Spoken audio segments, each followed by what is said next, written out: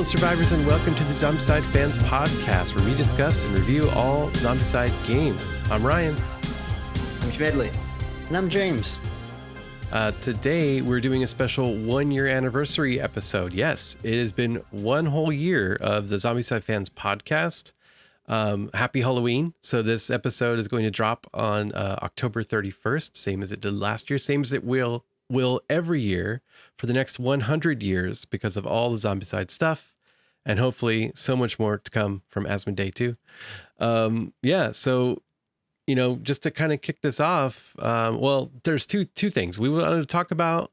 Wanted to talk about our year podcasting, and we have a really special treat for you to commemorate our year. We've got an interview with a Zombicide designer developer, Fel Barros.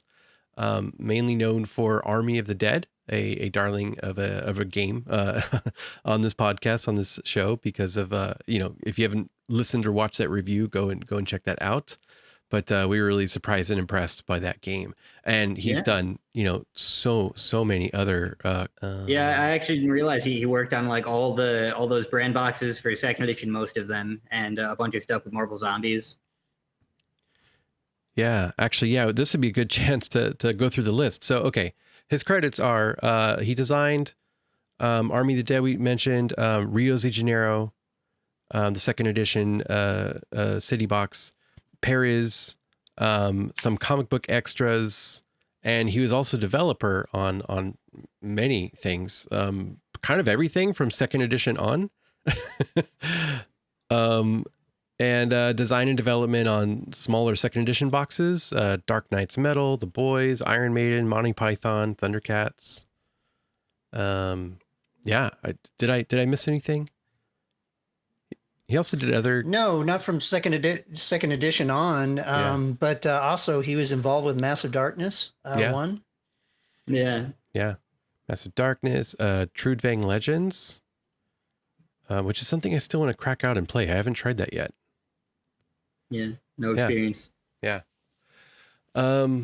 that was really fun. That was really great. He gave us a lot of great info, and nice long interview. So you strap in, it's going to be a long one. But before we get to that, just kind of wanted to reflect on our year of podcasting for Zombicide. This is actually my first podcast, and I've had a really good time. But before I ramble on, I don't know, what do you guys think? What was your year like of podcasting for Zombicide? I mean, it's certainly been a year. I don't know about James. I think it's all of our first podcast though. James?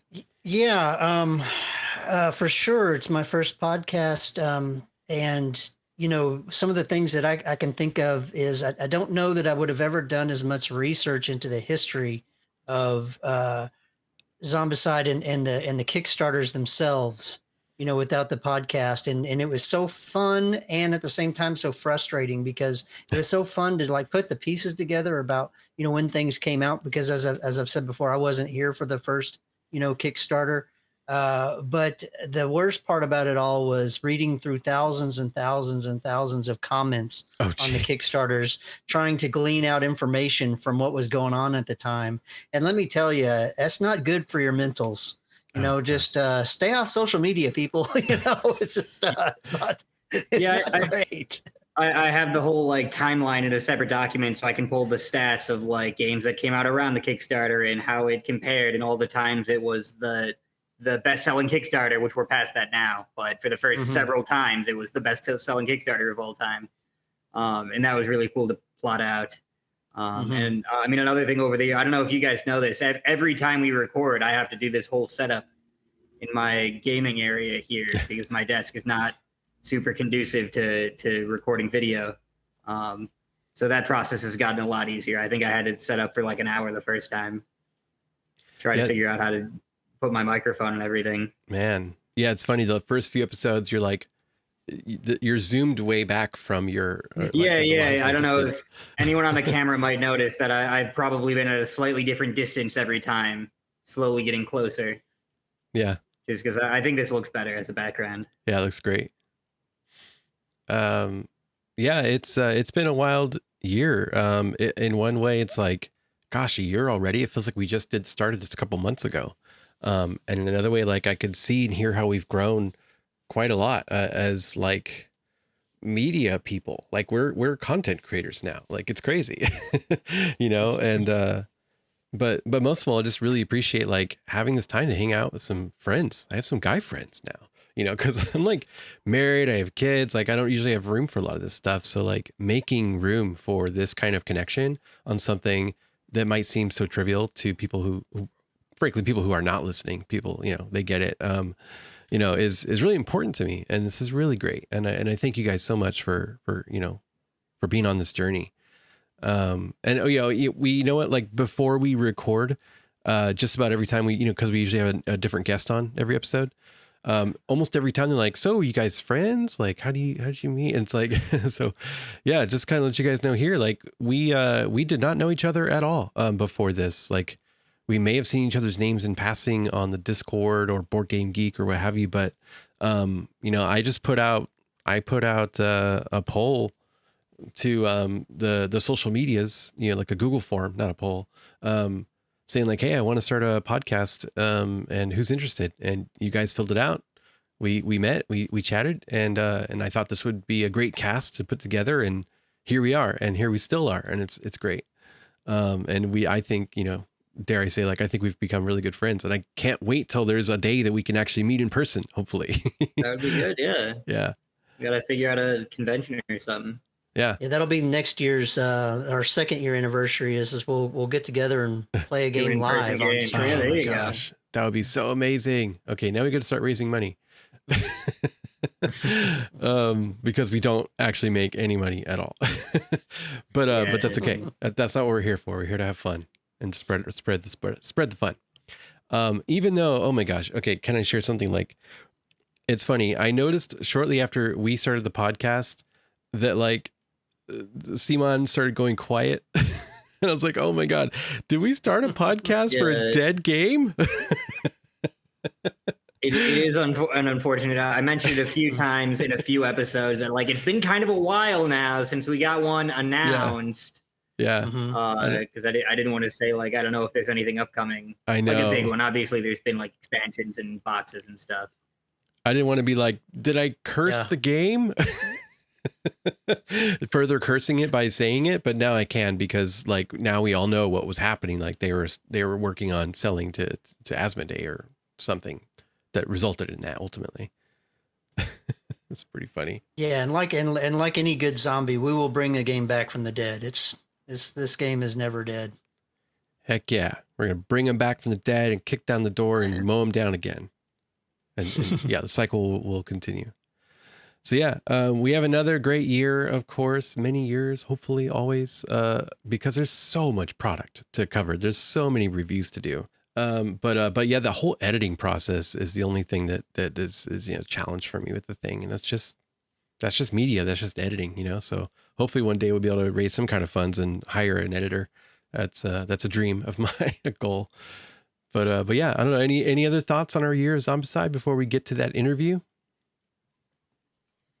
I mean, we did a year. We went from first edition to second edition. I think that's a pretty good season one. Yeah, I mean, we touched on pretty much every, you know, version of Zombicide that's out there, and we still have so much more to go.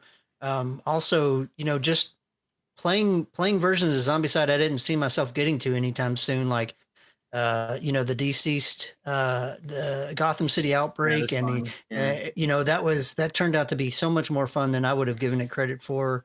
And then, of course, Army of the Dead, you know, we've talked so much about that in so many positive ways. You know, I might not have played that game for another couple of years, so I'm so glad that you know, I played it now. It's been a lot of good times. I mean, yeah, similar to that, revisiting a bunch of stuff that I had completely written off. Like I wasn't big on fantasy, I wasn't big on first edition, and Undead or Alive, which the episode is not yet, but revisiting that too. I'd only played it a handful of times and I'm having so much fun. I'm noticing all these things about it, just going back with this kind of more analytical mindset for the podcast. Yeah. Yeah, it's great. I always going to say, like, I love that this is just a really great excuse to actually get through and play all of it. Because I don't know that I ever Yeah. would have played all of the things, like all of the expansions and all the extra little mini expansion pieces that come from the Kickstarters and all of it. So yeah, I'm really thankful for this. It's a great excuse to make sure we get it all played. So we're on to the interview with Fel Barros, designer and developer of many Zombicide products. Here we go. All right. Welcome, Fel Barros, designer and developer of various Zombicide games and owner of Samba Studios. Thank you guys for having me. It's a big pleasure Yeah. to be back with the Zombicide crew again. Right. Pleasure is all ours. So yeah, we're so excited to talk with you about all things Zombicide today. But first, we'd actually love to hear about what you're currently up to right now. What are you working on? I left Commune or Not in April last year, so it's been about a year and a half. But I couldn't escape my origins. So my new company, we did a Kickstarter, a very small one, of course. We are very new, and I can't say in much detail, but my next Kickstarter will have a lot of inspiration from Zombicide, not thematically, but I'll definitely use a lot of stuff from Zombicide on my next Kickstarter. It's gonna be a bigger game with a book and new novelty mechanics, but a lot of it will derive from what I love personally about Zombicide. Nice. Very cool. Very exciting. I'm sure we're going to have to follow that closely and probably mention it on the show. Yeah. Do you have any? I'll gladly when I can say more about it. I would love to come back on the show for sure. Awesome. Oh, great. Yeah. Hit us up. We'd love to have you. It's about June next year. It's a big project, so it takes a while. Yeah. That'll be here before you know it. Yeah. So, Fel, my first question I'd like to ask you is before you started working on Zombicide, what were your personal experiences with dungeon crawlers and cooperative games? Like, did you grow up as a kid, playing those kinds of games? Did you get into it recently, or did you just learn about them through working as a games designer? Actually, my very first game was a dungeon crawler called Hero Quest. I'm sure you guys heard about it. Oh yeah. Yeah. It was funny because it was released in Brazil, like a official release. It was not with plastic miniatures, but with paper cardboard. It was a cardboard version of the game, but it was very it was a very unique take for us in Brazil. It was like, oh my god, look at this cover, this barbarian is awesome, etc. Yeah. And of course, as a kid, a nerdy kid, I was doing new quests for Zargon. I was the dungeon master, so I had a little experience doing quests before I started doing online missions for Zombicide. And then I follow up with, I don't know if it was in US or something, but there was a black box of Dungeons and Dragons with a head dragon on the cover. I think it was second edition of Dungeons and Dragons. It was released in Brazil as like a board game set for Dungeons and Dragons. Mm-hmm. And I was completely obsessed with that one. and when I started playing, I started with a few Euro games, but the first game I played a lot was Descent, the first edition. The big coffin box of Descent. Oh yeah. Yeah. Because I'm very big on Overlord. Mm-hmm. I love personally. I could never do an Overlord for Zombicide. It was a thing I wanted to do. That would be wild. But I got to do it for Smog, the Rise of Moloch. It was one of my designs at Simon. but I could never do it for Zombicide. But I'm big on the overload mechanic. I think it's amazing, and but like full co-op, the full co-op dungeon crawler design, my first one was at Simon for sure. Okay. But yeah, it goes a long way. My childhood was filled with dungeon crawler memories. That's so awesome. that kind of leads me to my second question. So before working for Simon, had you heard of Zombicide, or did you start working with Simon and then you're like, oh, they also got the Zombicide game? No, that's a good story. I was a backer for the first edition of Zombicide. Okay. Nice. And I had the thing. There was like a very old game called Zombies. It was only zombies. It was a competitive game with the miniatures that glow in the dark. Yep. And we played a lot, this game a lot. And a few years, I don't know if it was after Zombicide or close, but I backed a game called If I'm Going Down. It was from the Final Go studio, AJ Porfirio, and we were a little big into zombie games at the time, and so when Zombicide came out, we were obsessed with it. And the funny thing is, like the first edition had a couple of issues, like with the friendly fire thing and like the doors and some rules that were kind of not sketchy, but could use some work. And so we had a bunch of house rules and we did a bunch of missions because we ran out the rule book very fast. So it was very cool when I started working at Simon and later with Zombicide, I legitimately used some of my, of course, with developments and changes, but I used some of my original missions from the first edition for the official content of the game. That's cool. Wow. What a dream. What a dream come true, right? Yeah. Yeah, exactly. Awesome. So when you came to work on Zombicide, so what other designers did you get to work with? And did you work with them like in your own country and your own studio, or did you work with them like they were living in other parts of the world? Yeah, so I joined Simon in June 2015. So and the first project I worked on was Richard the Lionheart with Andrea Chiarvesio from Marvel United.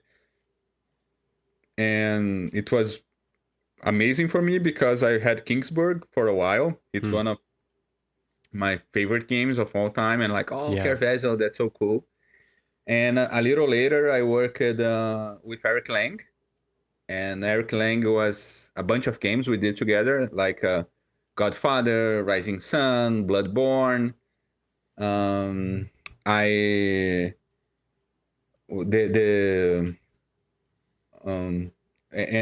we worked with Bowser for Victoria Masterminds, Paulo Mori for Ethnos. But most of the games I worked on because I was the original, like the alpha, not alpha, but like the lead? first developer. Yeah, the first developer for Simon in Brazil was myself, and so we basically worked on everything because at the time, Michael Chinal, that was working on war game lines we had back at the day, like Wrath of Kings, I guess it was the name. So I took a bunch of projects down here, and it was crazy times. And we worked from Brazil, and it was a crazy time schedule because we had people in Europe, in the US, in Singapore, so we always made it work in the end. But and that was before TTS, right? So we didn't have Tabletop Simulator back in the day. Wow. So we would take the files, print them, cut, make prototypes here. It was a little different, Right. to work on the games back then. would you be able to walk us through like at least the highlights of the Zombicide games that you've worked on as a designer and or a developer? Okay, so the first time I worked on Zombicide was Black Plague, the original one,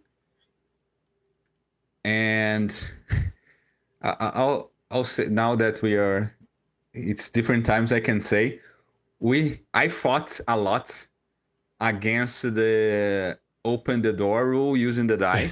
Yeah, funny. Like 4 plus to open doors with specific weapons. It was a lost battle back in the day. But then if you know it's more recent Zombicides, we managed to get rid of the doors. Yeah, I consider a personal victory for myself and probably one of my greatest achievements as a designer. I think it was a victory for all of us, friend. Yeah. So that was a thing for me. But yeah, I first had worked on Black Plague, and then I worked on all Zombicide scenes. But my first design credit was only only at second edition, because I did all the small boxes, like the promo things, like Supernatural, Monty Python, Thundercats, Ninja Turtles, all those small things.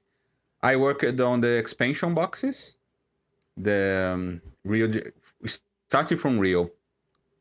We only develop Washington and Fort Hendricks, and from Rio, I worked on Rio onwards. I worked on all the expansion boxes, the campaign boxes. I also but my greatest achievement personally, it's right here. I don't know. I don't know if you guys can see. Yeah. But for me, Army of the Dead is like my pinnacle as a Zombicide designer. I'm very, very happy with how this box turned out, because the like Netflix was very open about what we could do with the IP, and that's always a hardship for us, because sometimes you're like, oh, we don't like this, we don't like that, and we cannot enter in details, but usually the IP licensors are very strict about what we cannot use, etc. So Arm of the Dead, we had a bunch of freedom, and it was like almost like, what if I was the original designer of Zombicide? What would I do? Yeah. So, I was gonna ask as a follow-up to that if anything really stands out, but it sounds like you already really went into it. So like Army of the Dead, you were like the head of it. Yeah. I need to give a shout out to the Z team. It's 3 Brazilian guys that followed me through most of my design journey. It's Rodrigo Sonesso, Toivon Glenn, and Fabio Tola.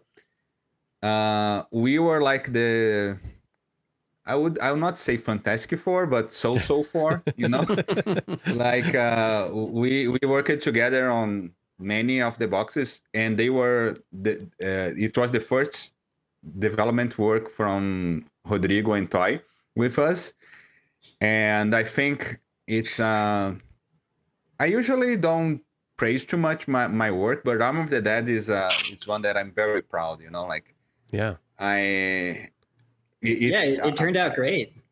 Yeah, I'm big. I'm favored on some specific stuff, right? That I was trying to get on games, like personal quests, like individual quests. And I watched the movie like 15 times, right? Because I wanted to put a lot of details from the game, even to down like how the tiles look. We want to take shots. We used shots of the movie, like the bathroom, this level of detail. Yeah. So and we are very happy with Arm of the Dead. Of course, personally, from like a personal standpoint, not a designer standpoint, I was thrilled to work on Rio de Janeiro because it's my home city. Yeah. And as you guys live in America and most likely know, Brazil is pictured usually as like this very violent and like thugs and like there is a very specific portrait of Brazil from Americans, even Europeans, right? And having a actual Brazilian actually describing how Rio from a different angle was a very big victory for me, personally. That's awesome. Like, because I could highlight like that we are like some of our culture, right? Like we are very we have a lot of humor and sarcasm, so you can see like in the cards and like the way we treated the objective cards, it's a big departure from Fort Hendricks and Washington. Like we did a lot of like add a lot of more flavor and more storylines to the objective cards in the Rio box. And I had a lot of fun writing those, because I could highlight my country. So those two, I think, were my standouts. But but to be completely honest, I'm a big medieval guy myself. So beside working on a lot of that, I'm more prone towards the medieval boxes. I play more the medieval. I will play Army of the Dead from time to time, but if I want to jam something, I usually take one of our online missions for medieval. I have some that I love a lot, and I'll jam those with the fragile doors. I don't know if you guys played any online missions yet, but all our online missions have fragile doors because you don't need to roll the die to open the doors. Funny. So yeah, it's a it's a thing for us. Well, in White Death, you just decided to completely get rid of them. Yeah, exactly. Yeah. Yeah, and kudos to Guillotine on that because they were on board with a lot of the White Death choices, many design choices come from them listening and reviewing our online missions from fantasy settings. So and I love the guards. I think the guards mechanics is fantastic, and the way they handle the battlements and the cauldrons and the tower defense kind of aspect of it's amazing. So I think like everything we built on, it comes like we have a big thank you from Guillotine to. So because we didn't did anything from scratch, right? We had an amazing system. I worked on over 100 games by now, and I never came across a system as robust and streamlined for sandbox as Zombicide. It's absolutely amazing. Like we had a lot of fun designing online missions, the official online missions.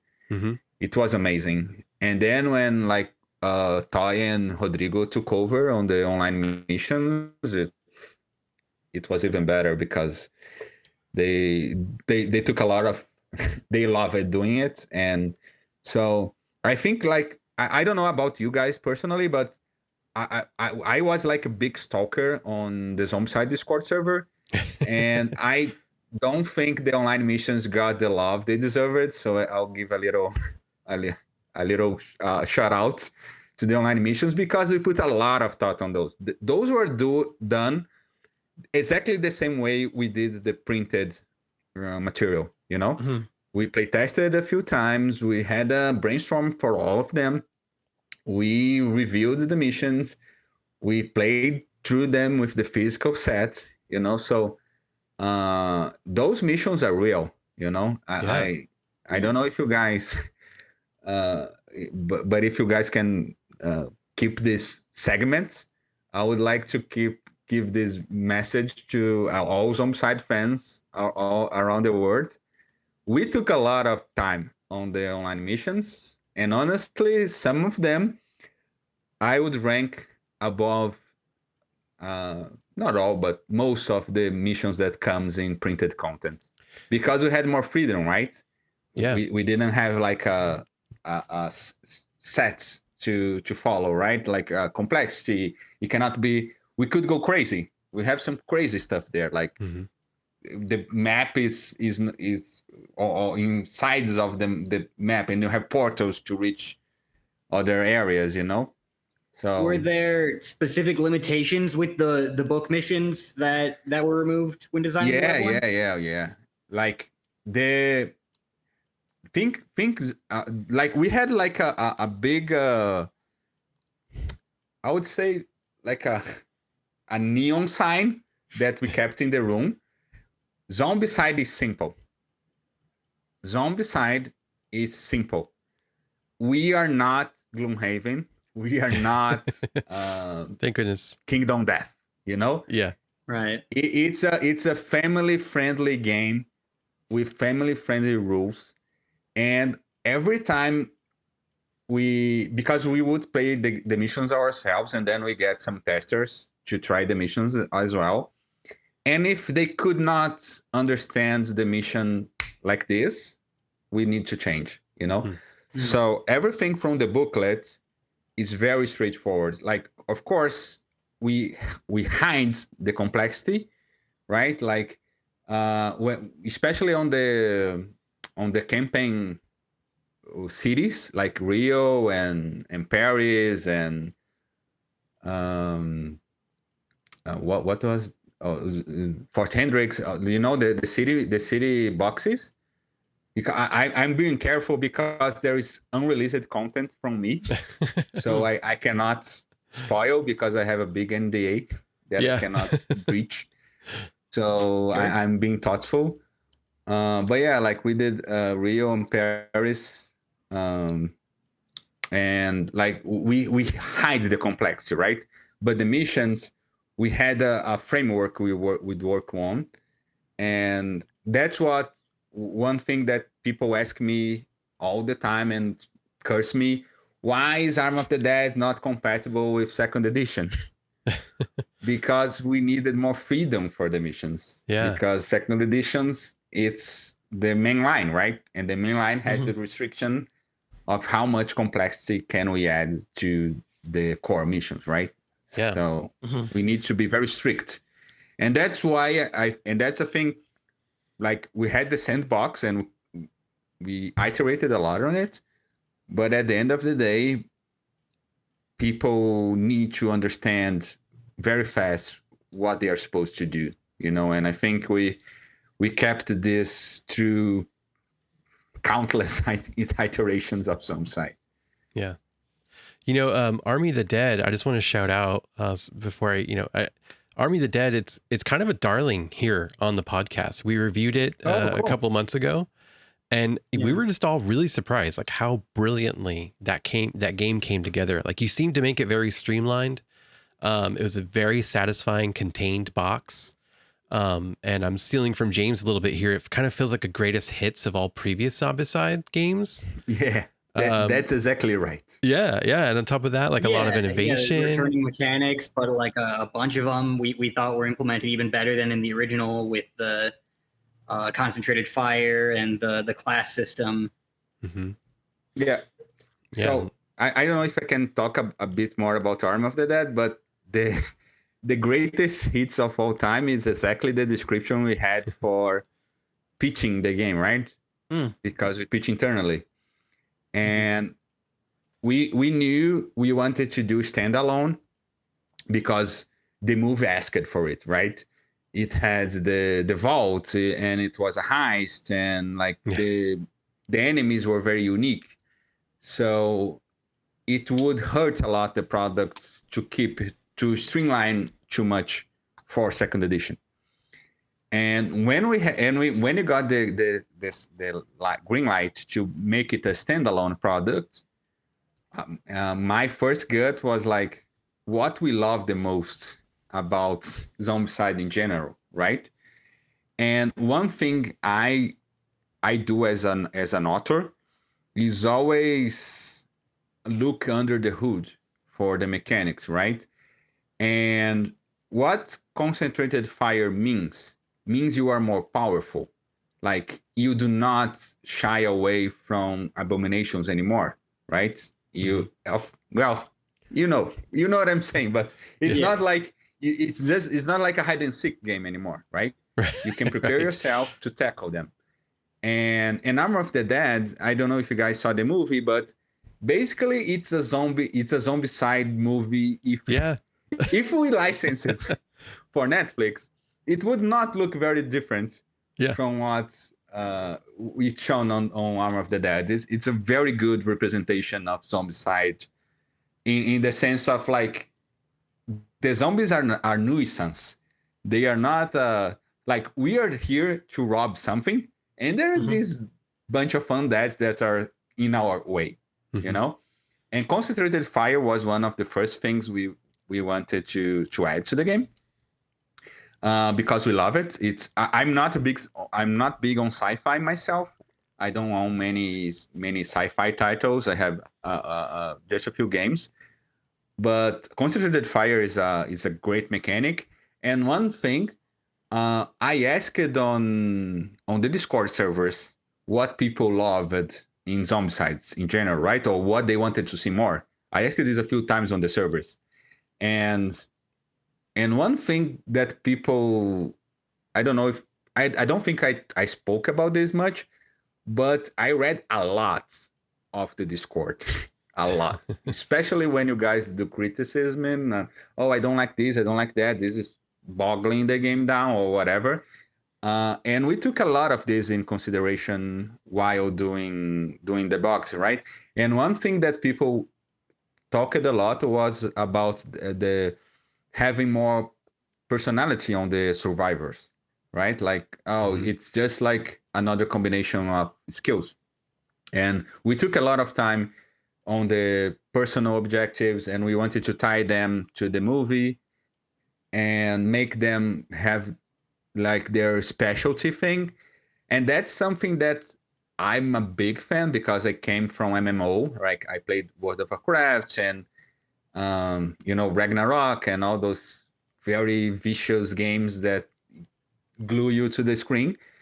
So the idea of everyone having a very specific role on a mission it was a big part of the movie. Heist movies in general, you have the vault guy and if one of them doesn't do their job, then the script goes off rails, right? Yeah. And we wanted to make this a big part of Arm of the Dead, right? So we had this translation of mechanics, but personally, the thing I'm most proud of is that we tried to add, and I'm very happy that people caught up on that very early. We did a lot of stuff in a way that could be a sandbox for second edition, right? The sleepers can be used in second edition. You can add then face down and put them on the game, right? Yeah, the sleepers are great. You can add personal objectives. It makes the game easier if you use the weapons because they're stronger. But you can use a lot of stuff with a little creativity on second edition, and that's something that we do deliberately on Arm of the Dead. You can use the vault, right? The vault is a mechanic within itself. And we do this very frequently, you can do alphas if you want. It's very hard. You can play with Zeus in your second edition. It'll be hard, but you can do it, Yeah. So we were very attached on the sandbox thing, but I think Sleepers was like, this is nice. Yeah. Like we were, because we are fans first, right? I was a backer for Zombicide first edition. So I enjoy playing with Sleepers. I think it's adds a little, how it's 1, it's 2, it's 3, like we're gonna use the knife, spend 2 actions, I don't know, there is a bunch of small decisions to be had with the Sleepers mechanic, and I think we nailed. And of course, we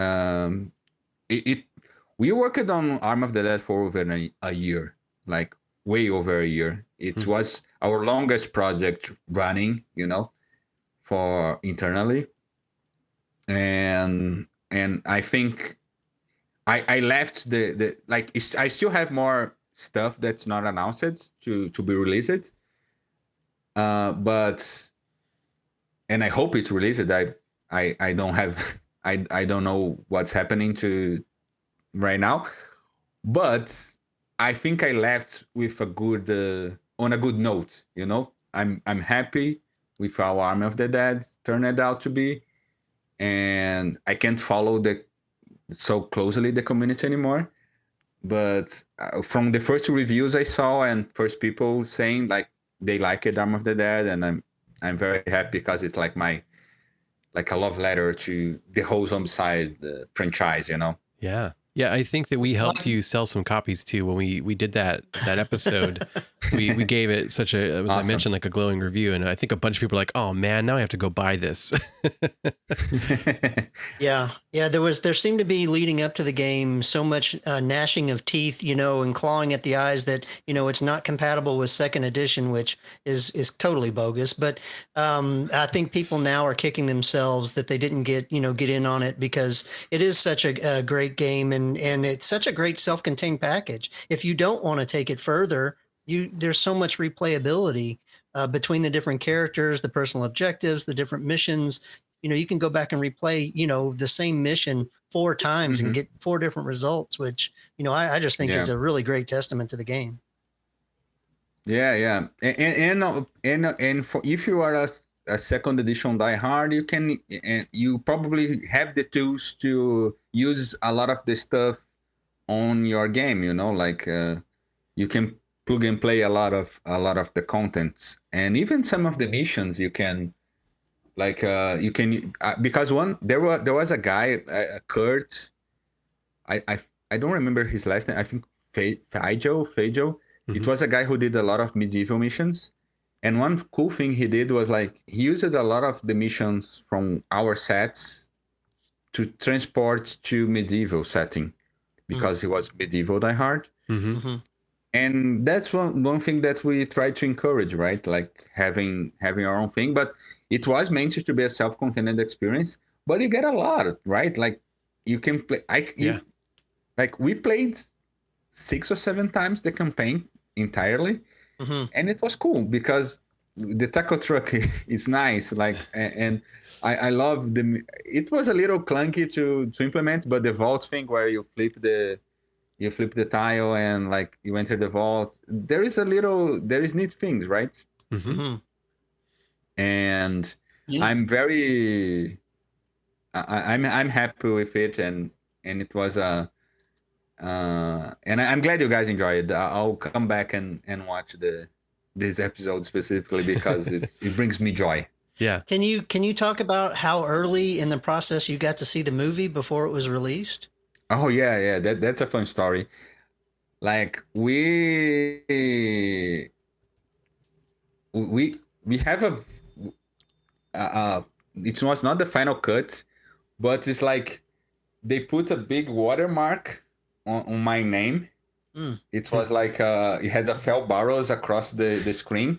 Wow. I could not make strong moves, like, because if I did, they could shut down the movie. It's very protective for piracy or like taking screenshots or whatever. If I remember correctly, you could not even point your cell phone to the screen. It was a very... I had like 3 passwords to access the movie, but we saw before the final cut, and it was fun because we saw little differences between the versions, and we also had access to the script. We could read the script. Wow. And the script was really useful because then we could come back to some specific parts and the names and stuff, so you don't have to play again every time, to see some of the names. So we started working really early, and we of course saw the script before we saw the movie. And I'm like, man, if this tiger is nice, this is gonna be great. Because like the tiger and the horse, it's a little over the top, Yeah. And of course, this is I'll make a confession here, live confession. I love Van der Hoe, the guy with the circular saw. Yeah. Mhm. It's my favorite character. So he was super OP. Super OP. The guys nerfed Van der Hoe like 4 times. I see. Okay. because I was so excited about the circular saw that I Yeah. made it like the strongest weapon of all time. Yeah. And I need to give kudos again to Rodrigo and Toy because I say that I'm the guy that like flies too close to the sun. Yeah. And they are the ones who bring me back. How funny. And I mean, didn't they made it take the Van der circular Hoe saw from a benefit. Zombicide game? Right? Yeah. Yeah. Yeah. So, So- you're just taking it back. Yeah, exactly. So it was perfect. And I remember like we had a few versions and they were like, Fel, Van der Hoe is like almost soloing the mission. We cannot, this cannot be, right? And then they nerfed him a few times. So that was very fun. But I'm usually prone to make like very impactful choices on design, you know? And when I saw the characters and because we worked on a bunch of IPs, right? Simon started working with IPs since Godfather. It was one of my very first projects. So we are very used to working on IPs. And unfortunately I cannot say, but there is a bunch of IPs that didn't make to actual design. Wow. But we had a lot of cool stuff for Zombicide that was never published that I worked on and make a initial version. And I love it. I did God of War, I did Narcos, I did all those crazy small packs of characters. Yeah. Like A lot of crazy. even small Monty packs. Python. Monty Python was crazy. Like Monty Python was the hardest design I ever did at Simon by far, hands down. I think that was Schmedley's favorite. I mean, it's right? one of my favorites. Yeah. It turned out well. Yeah. Yeah. I love the Monty Python pack. Yeah, Monty Python. I'm glad you guys enjoy it because it was my. You guys probably, because the thing is, because sandbox games like Zombicide are much easier to design than like a game from scratch, right? But in Monty Python, we had this. We need to make it wacky, but it still has to be playable. Mhm. So, like the final version of most of the stuff is like V12 or V13 of a character. Hmm. You know, it's Wow. a complete record. And Oh, sure. like Hard usually to we bend do, rules when they're already so flexible. yeah, yeah. Like we usually we do like 3 or 4 versions of a character. It was hard, right? Like because I think stuff like especially the enemies, because one thing that community always said, like, oh, we want more variety on the enemies, want more variety on the abominations. And we were very and the thing is, from Monty Python, they had a specific set of characters they wanted to use, right? And they want to use the foot from the opening. Yeah, it's so funny. And I'm like, guys, you want me to do an abomination over a foot? You're not making my life so easy, right?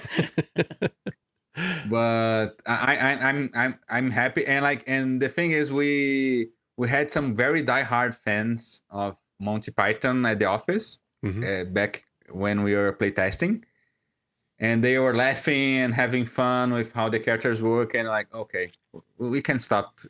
And Aranha, who was our producer and who was like overseer for this project, he vetted a lot of versions of the characters because he was also a big Monty Python fan, you know. Mm-hmm. So and I watched the episode so many times and like, okay, what do we do here? And sometimes it's just silly, right? Like the fish. But and there was something that I personally wanted to do, like the joke, the funniest joke in the world, and like how can we make this kind of Molotov effect, you know? Mhm. So yeah, Monty Python was crazy hard, but it was the hardest. I don't think it's the best because it's a very niche audience for it. Mm-hmm. But I'm happy, you know, like considering all the limitations and the hardships we face it. I think it's funny, you know, like it's not something that you can pull with anyone, but with the right crowd, it works and it's funny. Yeah. Yeah, and it's a little bit debatable there because, you know, not everybody's seen Supernatural or The Boys or, you know, or into Iron Maiden. I mean, they're all cool, don't get me wrong, but I mean, you could also say, you know, those are kind of niche compared, you know, with Monty Python just what I was saying was more on the gameplay side, right? Because the Monty Python has the whole, you close your eyes, or, you know, like you pick the dice from the top, you know. Everything else is more or less standard Zombicide, you know. A little over the top, of course, like The Boys was over the top, and Iron Maiden was like a labor of love, especially from Soneso, who was a lead for Iron Maiden. He was a big fan of the band. He's a musician himself. So we tried to match the album Eddie was featured to the skill of that particular Eddie. You know, so Fear of the Dark is this is the Eddie for Fear of the Dark. Then we try to match Fear of the Dark, you know. So it was a little because we usually go for the artwork, right? How you're looking at the character and pick a matching skill. But we had to make some songs, and like Iron Maiden have so much content, it's crazy, like the amount of characters we had to do for Iron Maiden. Yeah, but it was fun. It was fun times. Yeah, the amount of characters and the games, it was staggering. I'm sure, like on your end, even more so than on this end of just consuming them. Yeah, it was fun, but yeah, of course, James is 100% on point. It's very niche, and especially, but when they are very unique or they have a lot of flavor, it's easier to do, right? Like, but for instance, Supernatural, it was hard because it was like a guy in a suit with a weapon. You know, it's much harder than like is a Eddie that's like a scarecrow, or a Eddie that is a samurai, or, you know, like he's a cyborg. So it makes our lives easier, you know. Oh yeah, can you confirm some for boxes us? were easier to do than other, for sure. Yeah, would you confirm for us why the Supernatural lead characters couldn't have weapons? Why they just had their fists up? Oh yeah, was there a reason? Yeah, it's licensing reasons. Okay. There was I'm not sure if I can say this openly, but there was like a very specific policy from the licensor on the use of guns. Okay. You know, I had found an article. That. Yeah, I found an article about that, not for this product, but for something else that was from that licensor. And I that's what I assumed. So I just wanted to like, see if we could confirm that. It's just odd for the characters, but I mean, that makes sense, I guess. Yeah. We a lot of stuff. Usually, if you find some stuff that's it doesn't have to be Zombicide, right? Any game. If you find some stuff that this is weird, it's probably some limitation from the licensor. You know, every licensor will have very, very, very unique takes on how the IP is perceived. Sometimes the actor doesn't want to be cast there, or they don't have a contract, or they have some policy going on, and that makes our lives harder.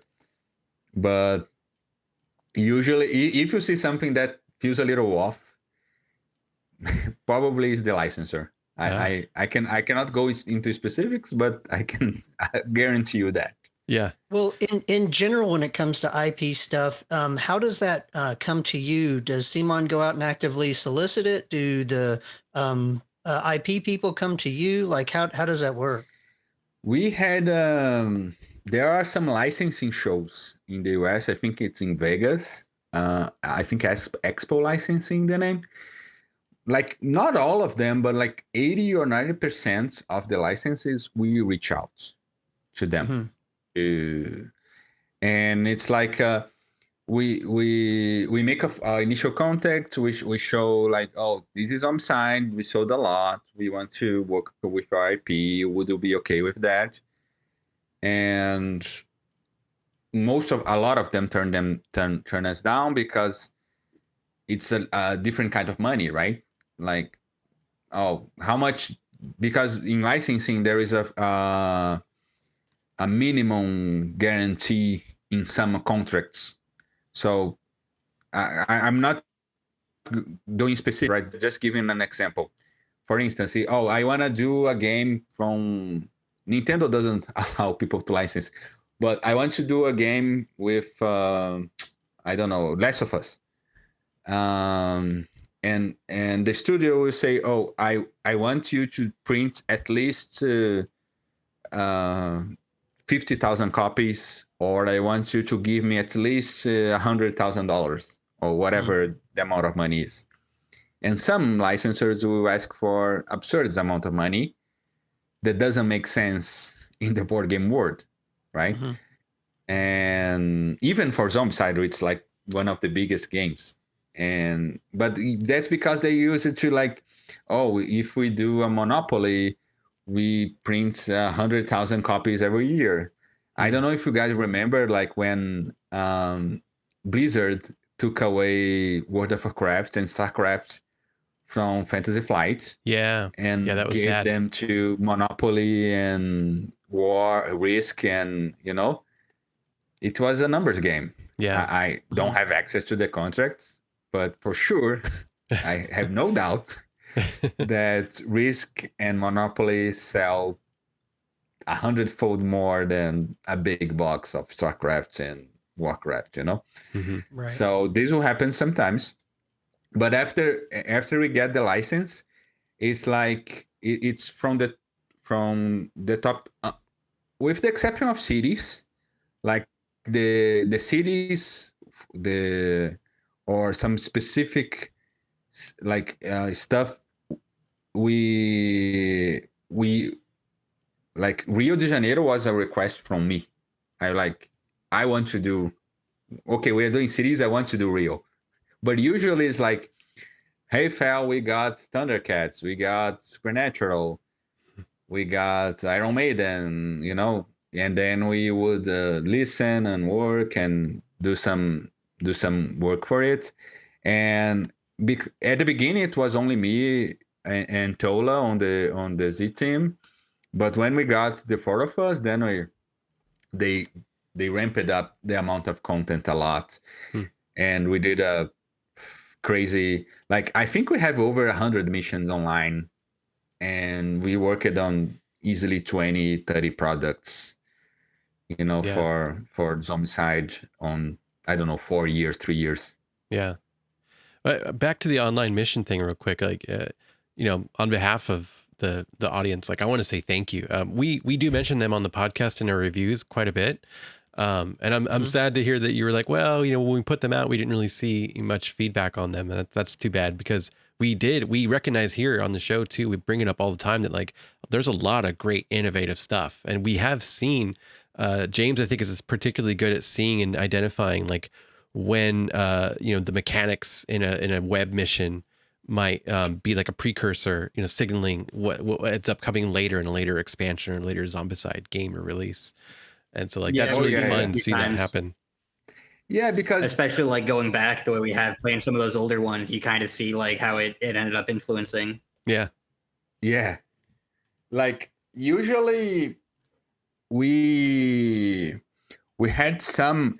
The thing is, online missions was all hands on deck, on the sense of go crazy, guys. It's online. We can push the boundaries of the missions, because it will be only the diehard fans that will play it. And so we made some of them absurdly difficult. If you see a mission that is very hard, if it says very hard on the online mission and you play and you finish it, you were a great Zombicide player. Because we played every day, right? For years. We had to be like very meticulous to finish some of the missions. You know, like especially the missions with less characters, because at some point people asked for missions with less characters, like 1 or 2 characters. I think we did origin stories, like Ned origin story, the origin stories for the core box guys from second edition. Those missions are hard, man. Those missions are hard. Yep. We've run into those. You know, I was trying out one of those and I couldn't even do it. Sorry, go ahead. But yeah, it's not like your leisure Zombicide, right? Like, oh, okay, I'll do my thing here, I'll do a little search. You need to count every action. Yeah. And if you, of course, some of them has a little lucky attached, but and so we did a lot, and the whole thing of adding to the later stuff on the Arm of the Dead and on the missions for the cities, we did a lot of nods for the online missions. We have a lot of Easter eggs, like I don't want to spoil much, but like we have a cab driver on online missions 9, and then this cab driver shows up again. And we did a series of online missions where we have this guy who plays a tuba and is completely out of character, and this tuba guy appears on a later mission in Paris, you know. So we do a lot of nods for stuff like kind of multiverse inside the second edition. Yeah. Oh, now we got to look out for those. Yeah, and like put together a timeline. Yeah. You have a lot of, like, if you pay attention to the objective cards, you're gonna see some similarity across them and a little online. It's a thing we put, like, it was one of the things, like, 2 people in the world will recognize this, but I'll be happy for the 2 that recognize the amount of craft we put on the of detail we put on those, you know.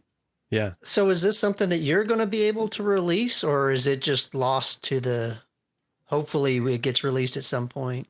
To be completely honest, since the Zombicide being sold to Asmodee, I haven't been following. Like, I can get you guys in touch with Rodrigo and Toy, because they are at the current Asmodee team for Zombicide. I'm not sure how easy it is for them to talk, because they have a contract with Asmodee and Zombicide and etc. I'm like a rogue because I'm retired from this, so I'm good. But but I can surely hook you guys with them and ask them about future of Zombicide and what they can disclosure.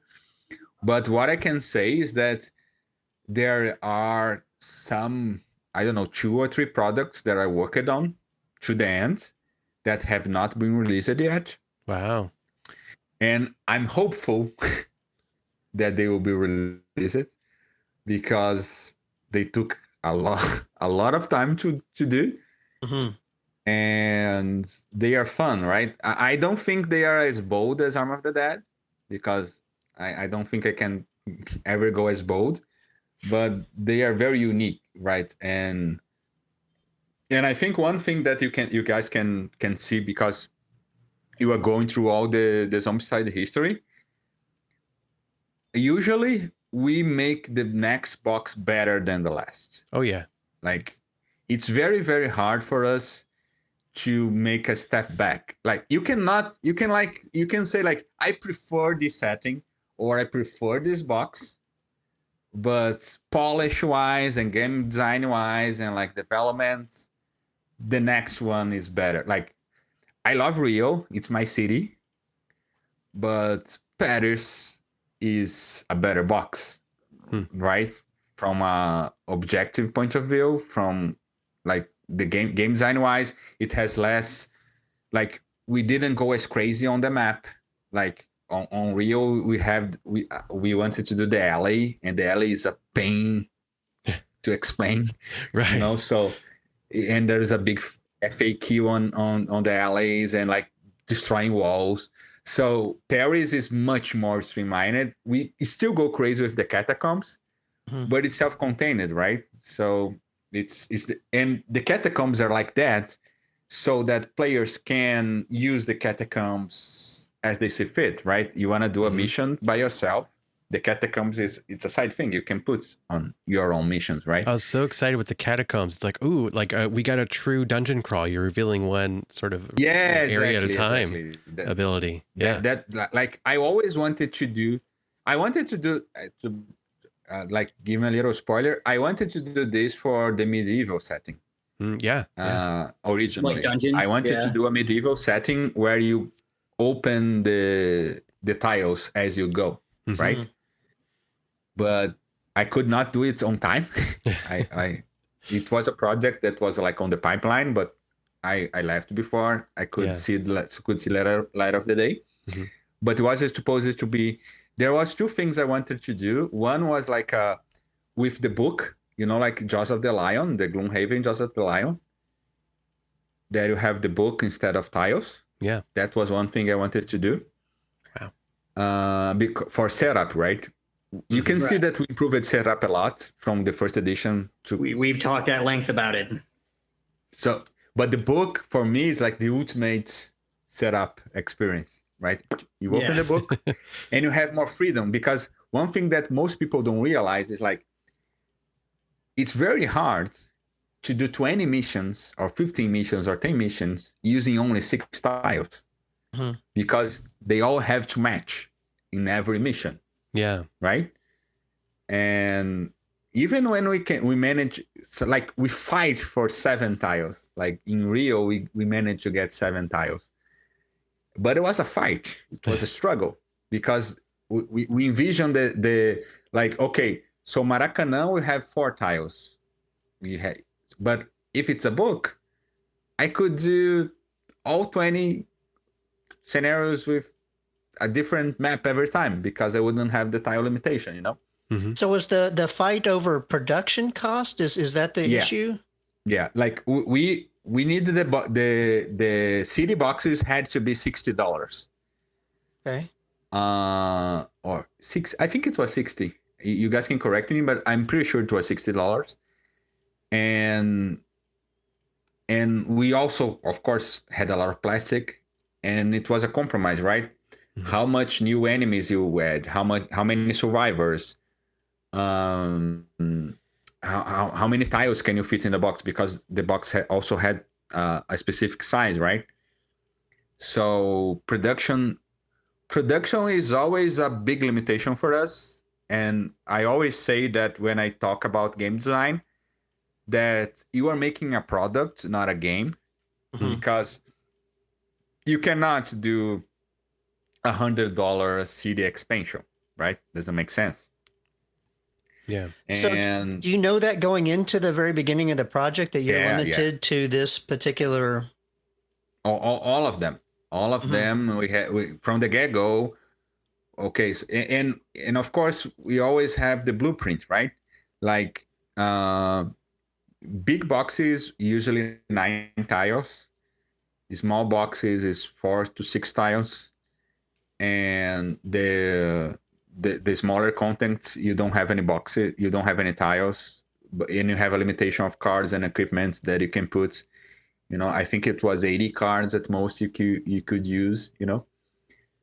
And so there was a limitation on production, and honestly, that was good for us, because otherwise I would go crazy, and I would never finish the boxes. Right. I would do too much content. Yeah.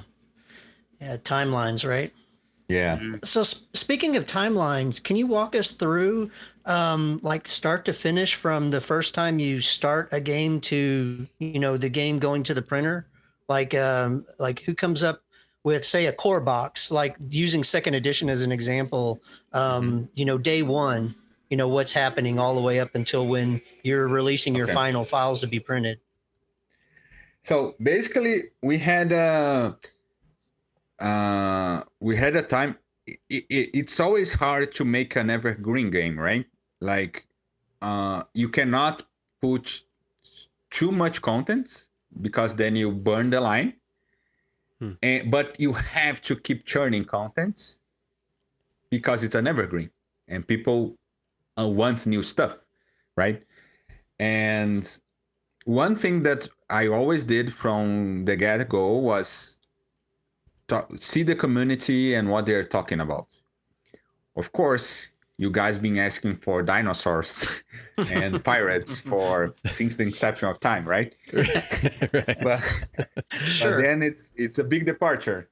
But like, so the first thing when we would make a box is like, okay, so are we going to when we gonna reboot the modern?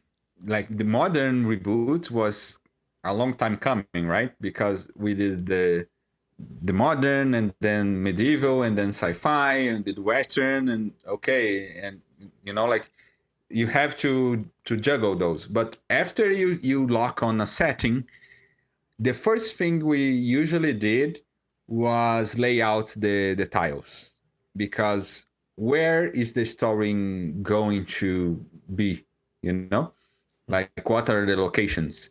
And then we would derive it from that. If it was not a IP, with IP it's easier, right? Right. Okay, Army of the Dead has to be Vegas, Right.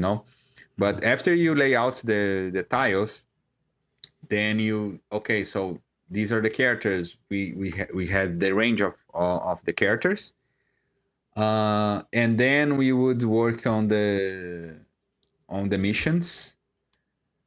And from the missions we would derive everything else, right? Like, okay, so what about, because we had a thing where we didn't have like a preset, right? Like, oh, you have to have 4 new equipment, we have to have 4 new epic weapons.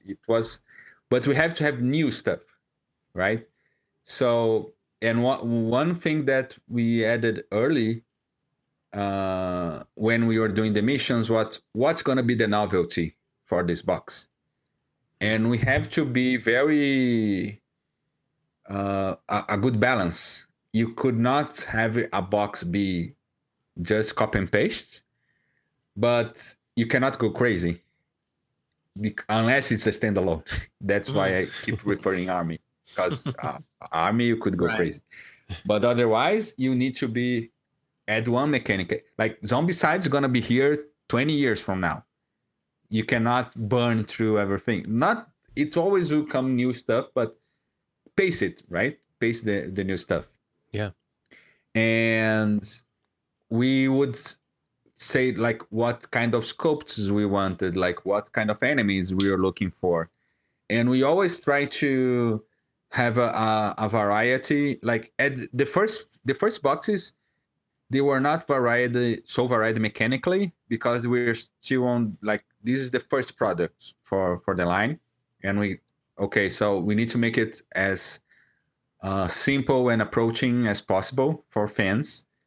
But as we go deeper on the Kickstarter contents or new stuff for the fans, then we would go crazy. Like for instance, on White Death, I remember we had these scopes of the 4 big beasts and like The divine. Yeah, I was just thinking that. the divine beasts.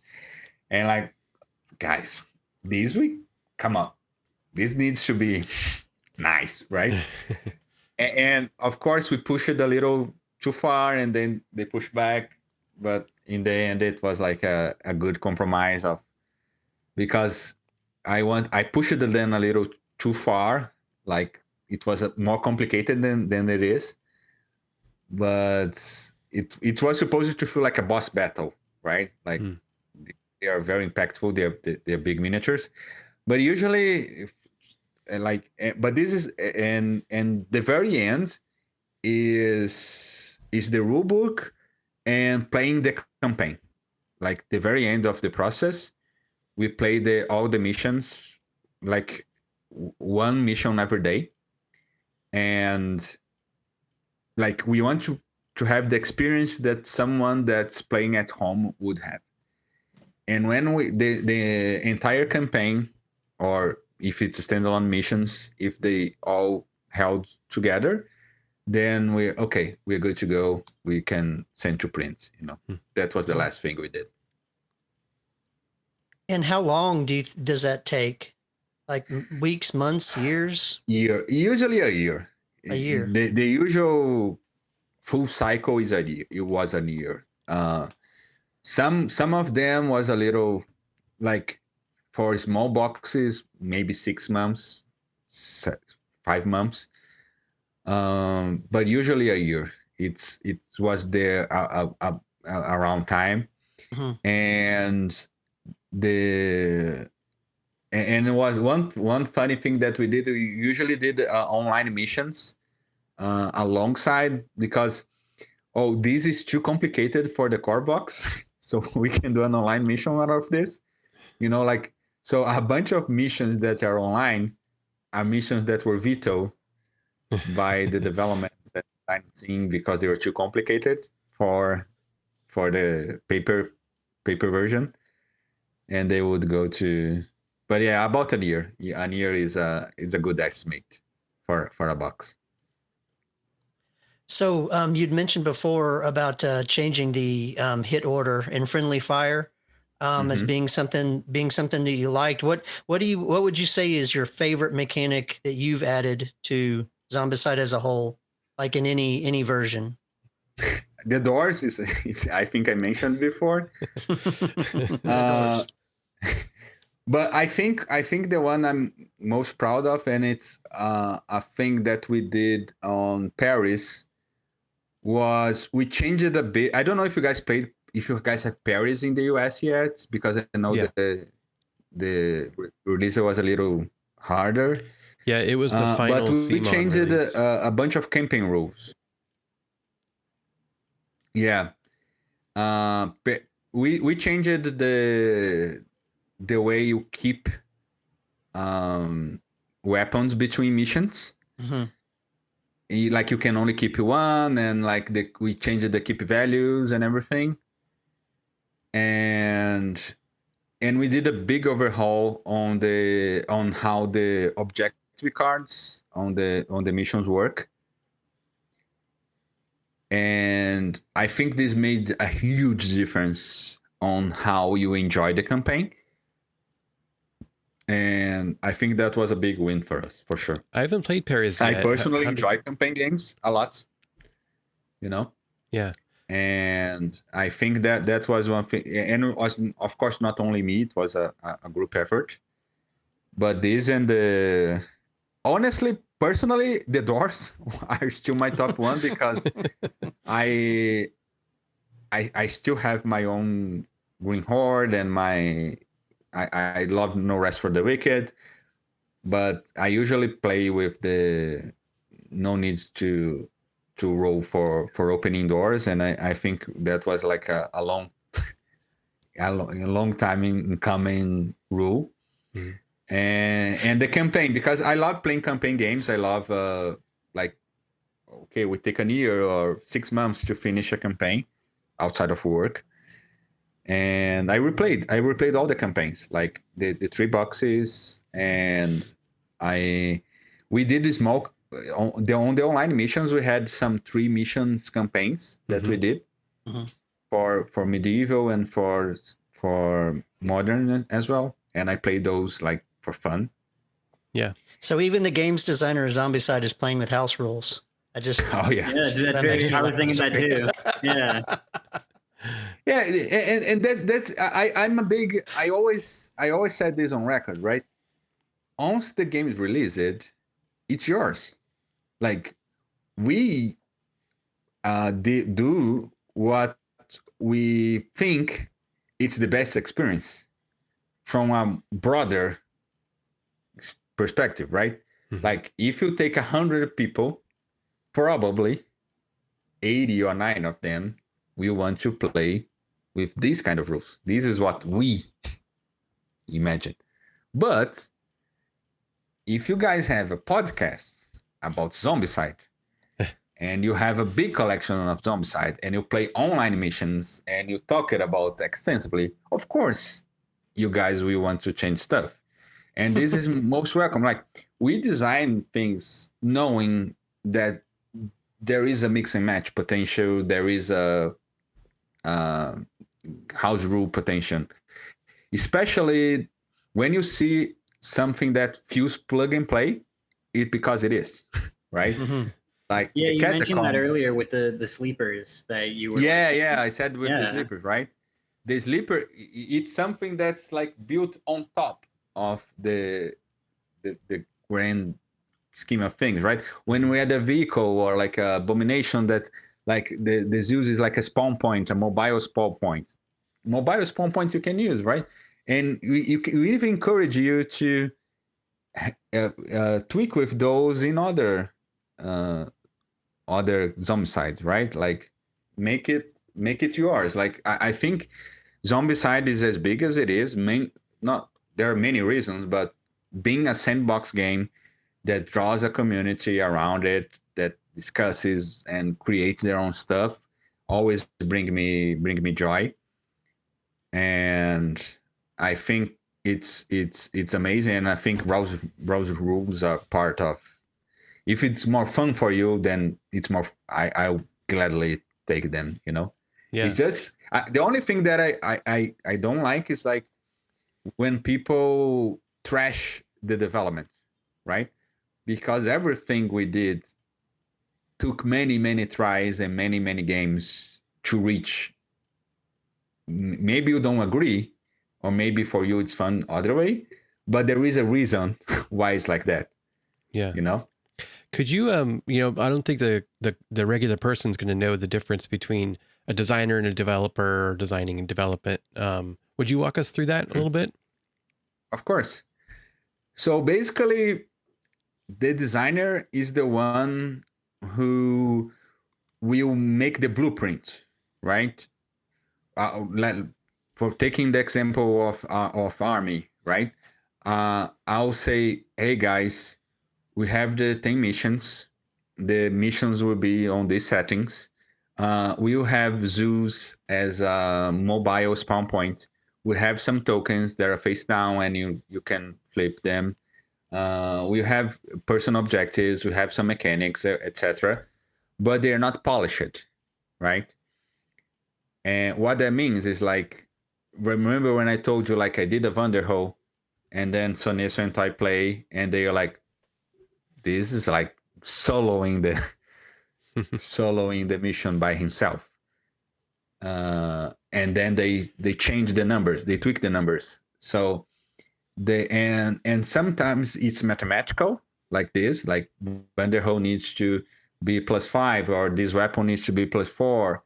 And of course, after doing a bunch of weapons, you have like some standards, right? Like if a ranged weapon is 3+ or 2+, you cannot have many dice, right? We have a kind of baseline that you can see on the you can see by the blue equipments in the boxes, especially Pariz. Pariz has a very defined line. And when you go with an epic weapon, it breaks this line, right? This is development's job. And of course, they will also go like, this mission is taking too long, or this is dragging, or after you do this, the mission should end, and then the design, you make some decision changes, creative changes to. So because it's like a mission in Zombicide is like an episode of a TV series, right? Or like a smaller movie. It has to have like a climax, and it cannot drag, right? If you not finish the mission on a high note, oh my God, we finished it. Like, but at the end, you're not swarmed and almost losing, like we need to tweak it a bit. So of course we pace the missions, right? Some of them are easier and some of them are harder, but the hard missions you should be standing and thinking on your place by the end, or you're gonna lose, you know. Yeah. And so we have this arc, and the developers are much more suited to have these outside eyes to how the product is done. And it's a thing I welcome a lot. I started as a developer myself, right? I was a developer many years before I started designing. And now, even in Samba, that's a much smaller company, I never do a game without a developer, because it brings so much. Developer and graphic designers are the unsung heroes of the industry, for sure. Like, people don't give them credit. They always go for the names on the box, but developers are big part of what makes a successful product. And you can see, like, the Zombicide line took a big improvements from 2020 onwards. All the content from 2020 onwards, it's so much better because we have dedicated developers working only on Zombicide. And so our last 4 or 5 years of content, it's what I call the golden age of Zombicide. Yeah. From a personal point of view, you know. Yeah, I agree. Totally agree. Yeah, and I love seeing that, like, that culture happen, because I watched Massive Darkness is like right there up with my favorites with Zombicide. I know you worked on that too, and I was really kind of proud to see that the developers from the first one got to be the lead designers on the second one. I was like, that is so cool. And of course, you know, we've talked about a lot of that with Zombicide too. That's really great. Yeah, exactly. Like, the Massive Darkness was a similar thing, because it was also Guillotine, and we also had a few, like, things we wanted to change from the first to the second one. And that's the thing, right? Getting the feedback from the community, and the thing is, because I was the first one on board, I think I brought all the developers to the team. I think I could help instill a culture of listening to the community, you know? And I think that's like what I'm most proud is, like, many people that started working in the industry with me are now big names, you know, like the guys from Massive Darkness 2, one of the greatest dungeon crawlers of all time. Yeah. They were not in the industry. Like, hey, you guys want to work with me, and let's do great stuff, you know? And so I'm very proud to have them on board, and like, and we always did the same thing, right? We also watch the comments on BGG and the Discord servers and the Facebook pages and the communities and what people are saying, because of course reviewers are valuable, but they have a more limited frame, right? The scope is more limited, and we like the unhinged, the guy who gives one. Why he's giving one, you know? Or the guy who is on a Discord specifically for the game, you know, or have a podcast, or you know, like it's smaller creators, but they were more affectionated, and they know a lot about the game, and we are very fun service people, you know. It's a thing, for sure. Yeah, we definitely appreciated you, you know, being on the Discord, being engaged with us, you know, just to kind of speak for the whole the Zombicide Discord, is like, oh my gosh, we have a guy from Steam on here, we have a designer working on Zombicide here. This is so great. He's listening to us. You know, we so thank you. You know, that goes full circle. It's awesome. Yeah. So if going back to the mechanics and what you liked putting in, was there a specific mechanic that you really wanted to put into one of the Zombicide games that didn't make it in? Oh, so many. Okay. Well, there's one that stands out to you. I think the one that I'm most painful for me is the not revealing tiles. Oh, okay. It was a thing that I wanted to do. Okay. And classes for medieval. I wanted to do a lot. That was like my dream, you know, like Yeah. I like Arm of the Dead level classes, or even at least Western classes, you know. Mm-hmm. But ideally Arm of the Dead, very unique, because and this is something that I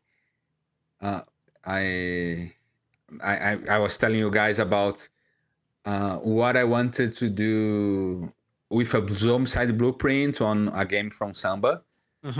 On the dungeon crawler adventure side of things, it derives a lot from my frustration of not being able to have classes on Black Plague.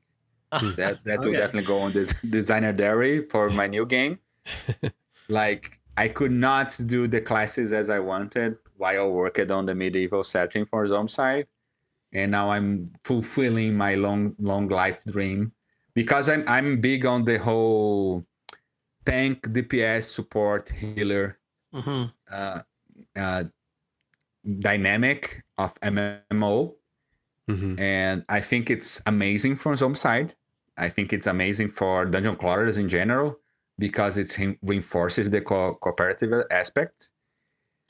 And so yeah, this was one that didn't fit in, that I couldn't fit in. I wanted to do. I worked on Arcadia Quest, and one of the Arcadia Quest that I really loved was like pets, with the small summons and everything. And I couldn't do summons as I wanted. Like, guards is a closer second, but I could not do summons as I wanted for Zombicide. And I also had a system to play less survivors, and you had a more automated survivor system that we wanted to implement, and it didn't go through. So yeah, there was quite a few of them, like some smaller ones, like and some of them you see in army. There's some explosives, some types of explosives, that I wanted to add to second edition, but they were too complicated. Like the bobby trap, and like the remote grenade, stuff like this. I couldn't, but in standalone is easier. But for me, 100% top one mechanic didn't go in was the MMO aspect of healer, DPS, and go stronger on this, right? Like a healer who cannot wield weapons, who can only use spells, you know, stuff that goes harder on the dynamic of the survivors, you know. Yeah, Based off of that, sorry. Okay. Oh, you guys just missed. It's interesting that system was intended to be in the game so early, because I mean, over the past several episodes now, we've talked about the development of classes and how they kind of get more complex as time goes on. So I didn't know that was left on the cutting room floor even earlier than that. Oh yeah. Like, but it's fun. It's good because I think the big accomplishment of the Guillotine crew was how well they knew the product, how well they knew Zombicide, and because it's very, very hard to do a streamlined product that's very good. It's very easy to get boring, especially when it's dungeon crawler, because it can boils down to a move and attack, right? And you feel like the repetition pattern. That's like the biggest pitfall when people are designing dungeon crawlers, are not getting so repetitive. But they knew exactly, like, oh, this is a bit too much, you know. And so they kept it very clean, and it was good because we built so much stuff on top of what was an amazing foundation And that's why I at the beginning I was saying, like, I think Zombicide is one of the most brilliant designs ever, because I played a lot. I have and I played a lot of dungeon crawlers and adventure games and stuff like this. I haven't came across robust and yet simple sandbox system as Zombicide did. It's outstanding. It's very, very good. Like, it's very hard to implement too. Like a sandbox so rich that people can go crazy creating new content with so little. You know, from like the game itself, if you boils down to, you have 3 actions: you enter rooms, you search, you attack, you roll dice. Yeah, you know. Yeah. The core of the game is so simple. It's fantastic. Honestly. Yeah, I'm a bit of a dungeon crawl fanatic. Same as you, man. Like in 1989 or 1990, I got Hero Quest, and just my whole life trajectory changed from that moment on. And I got, of course, just about every dungeon crawl I can get my hands on since then. And since like really diving deep into Zombicide, it's kind of hard to play other dungeon crawlers, because usually it's like, yeah, this is too complicated. Like, I'm just gonna go play Zombicide. Yeah. And then my other favorite is Massive Darkness too. When I started, Massive Darkness is amazing, right? The thing I'll do a little spoiler, right? When I left Simon, I wanted to work on my dream dungeon crawler, right? And I came to a point where I saw I cannot do better than Black Plague. I cannot. It's perfect, right? It's, for me, it's the epitome of how it's done. And so I had to take a little side steps, right? I cannot do exactly this. What I can do is that is close, that feels close, you know? And then I started tackling stuff that I think it's problematic. For me, in both Massive Darkness and Zombicide, the biggest struggle I have is downtime, right? If you are playing 6 players, it's hard. And I hate with passion, like, closed simultaneous action that everybody reviews at the same time and do something. So I've been tinkering for 3 or 4 years with a system that allows dungeon crawler to have less downtime, right? And nice. That's my life ambition right now. It's how I make dungeon crawlers have less downtime, because then it's and now I'm doing one for myself, you know, like this next project, and I'm big on how I'm iterating for a long time and on reducing downtime and reducing setup, because setup is a pain. But it's much easier to reduce setup now because of the book. But keep some of the stuff I learned from Zombicide, right? Like, how can you make unique and fresh every time, and make the scenario design be a big thing, you know, and have a little humor, because Zombicide doesn't take it too seriously, right? You have someone in rollerblades and a chainsaw. you see the mood, right? Yeah. So, yeah, those are things that I've been working on. But yeah, I cannot. I think I completely agree with you. I played over 100 or so dungeon crawlers in my lifetime, and usually they are too complicated or too fiddly, or the setup is too long, or the campaign is unbearable. Like, I think Gloomhaven is a masterpiece, but I cannot play 100 scenarios. You know? Yeah. But yeah, so kudos to Zombicide and Guillotine. So let me ask you this: you mentioned as far as you came up with the Rio idea, or you pitched that as being able to complete it.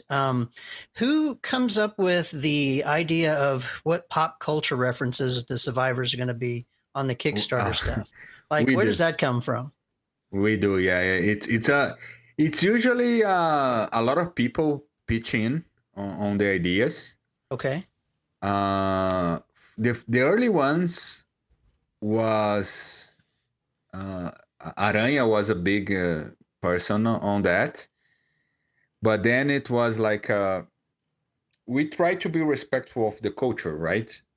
And uh, w- a- and we also try to see what's hyped at that moment in time. Hmm. So you're gonna see, like we had I don't remember which one. I think it was one of the. I think it was on Green Horde that we had a Brazilian president. Oh, yeah. Yeah. As Count Stemmer or something. Yeah, it looked like the Dracula from the Bram Stoker's Dracula. Yeah, exactly. Right. I think you see, so and this came from like the big creative people on the like the bosses of the community. So it's a big effort of many people.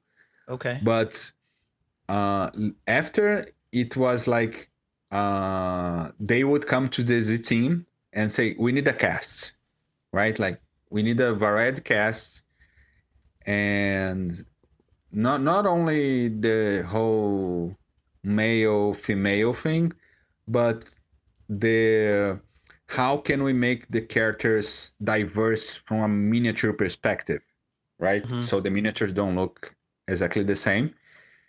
So in Rio, and we had this, okay, so it would be cool if we had a capoeira fighter, because then she would have the legs like doing a thing, and it would be a very unique character. Rio is a touristic city, so we wanted to have an American tourist, like a very cliche Yeah. tourist, Stereotypical. of Yeah. course, not Yeah. Right. like it's not only, and sometimes we do this on purpose, right?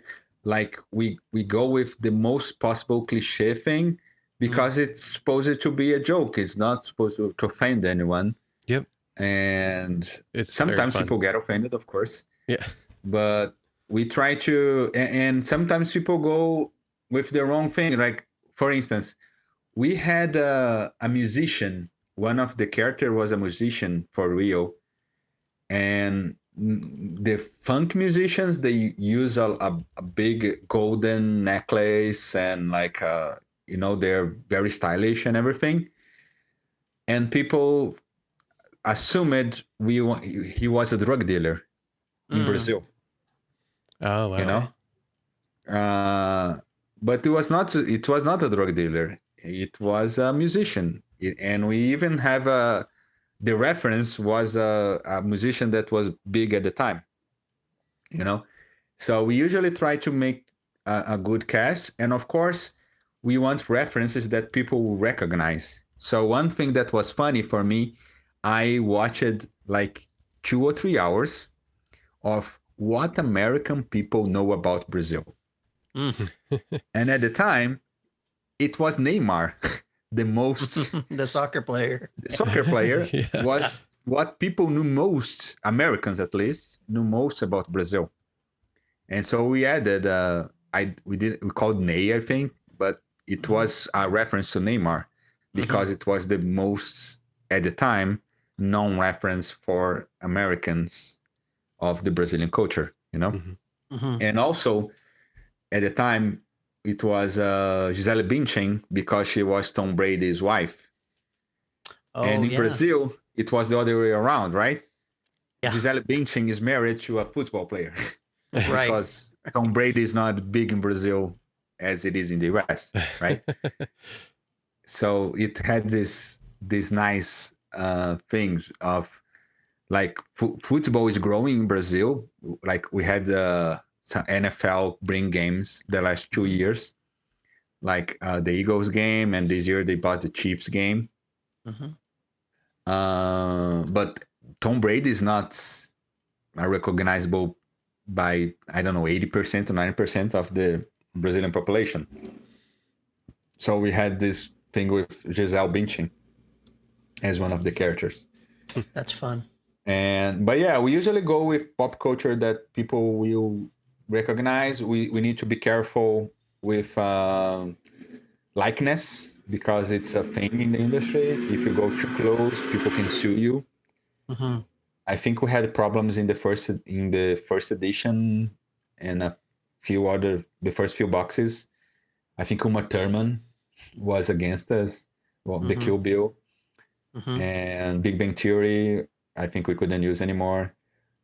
We had some people that were against us on the likeness, but then we started doing some more like official, like the Danny Trejo reference. It was like authentic, authorize it. But sometimes some actors don't authorize the likeness, right? Like we did some of the games that we could not use some characters because the likeness was not authorized or So was too expensive. Do you actually get sign-offs on these people before you make them, or you just make them close so they can't say anything? No, we just get the authorization when it's an official product. Okay. Like Arm of the Dead, we could use Bautista and like the actor's likeness. For in like Godfather, we could only use Marlon Brando, and so we could not use the other actors, Al Pacino, De Niro, stuff like this. So usually what we do is like it's very clear who he is, but we cannot use the name and we cannot make it too close. It has to be a parody, Yeah. Right. Can you spoil anything for anything you were working on for Zombicide before you left, or any projects that didn't get done before the IP changed over? I cannot. The ones that I finished because it's I have a big NDA signed. Okay. Yeah, you mentioned that earlier. But I can tell you, we have some very unique new mechanics coming on the next box I worked on, and I'm very hopeful that will reach the stores. It's not as bold as Catacombs, but it was very nicely implemented. We have new enemies coming, and we have also a small box that I finished working that I'm pretty hopeful that I cannot be sure because I don't work there anymore. But I'm pretty hopeful that I have two products that I finished with the original band, right? Now they have a new team assembled. But I have two products. I cannot disclose, unfortunately, the name of those two. Understand. Totally fine. Yeah. But we can try. Yeah, of course, it's your job. but I can confidently say that you guys have the most information ever I gave about Zombicide. Okay. Okay. I never talked so awesome, much in so much detail about Zombicide as I did with you guys, because the other interviews I had a bunch of restrictions and pre-recorded questions and everything. Yeah. So you guys got a bunch of very new and unique stuff. So before moving on from Zombicide, Ryan Schmedley, did you have any other Zombicide questions? Because I have a few questions I'd like to ask him about his current studio. Yeah, and that was our plan to wrap up with that. I think I'm okay. What about you, Ryan? Actually, maybe throwing it back, which is, are there any FAQs that you still have for Army of the Dead? So I know we had some questions when we kind of around the time we did that review. I don't have any on the top of my head. You're asking me? Yeah. Did you still have any? Or wow, did you get them all figured out? That's. I mean, not to poke anything with too sharp a stick, but I was hoping that you would finish the FAQ for Rio that you started back in on Board Game Geek back in July 23. Wow! Never saw that finish. Wow, that's amazing! Like, yeah, there are some loose ends on the. I remember. Especially the narrow alleys, I think they are a bit open-ended. And I think we also have some with the walls. But honestly, what I usually because after I left, I could not answer in an official capacity anymore. Mm-hmm. And what I usually say for people, especially people like you guys that are very knowledgeable of Zombicide, is that feels what you think it's right. What I can say is that for the narrow alleys, the intention was to slow down the stream of zombies because it was too difficult without the narrow areas. So think of them as like like you try to drip instead of making a big flow of zombies. Mm-hmm. That was the intention of the narrow alleys. And the intention of broken walls was so players could be creative with the routes they use to leave the missions and reach the objectives in less turns, Mm-hmm. So I think with those two, whatever you think is right for the game, I'm with you. It will be the official role. But I think the intention helps, right? I think what we try to do, and if you match this with what you know of Zombicide, I think because honestly, I cannot answer on official capacity anymore. Sure.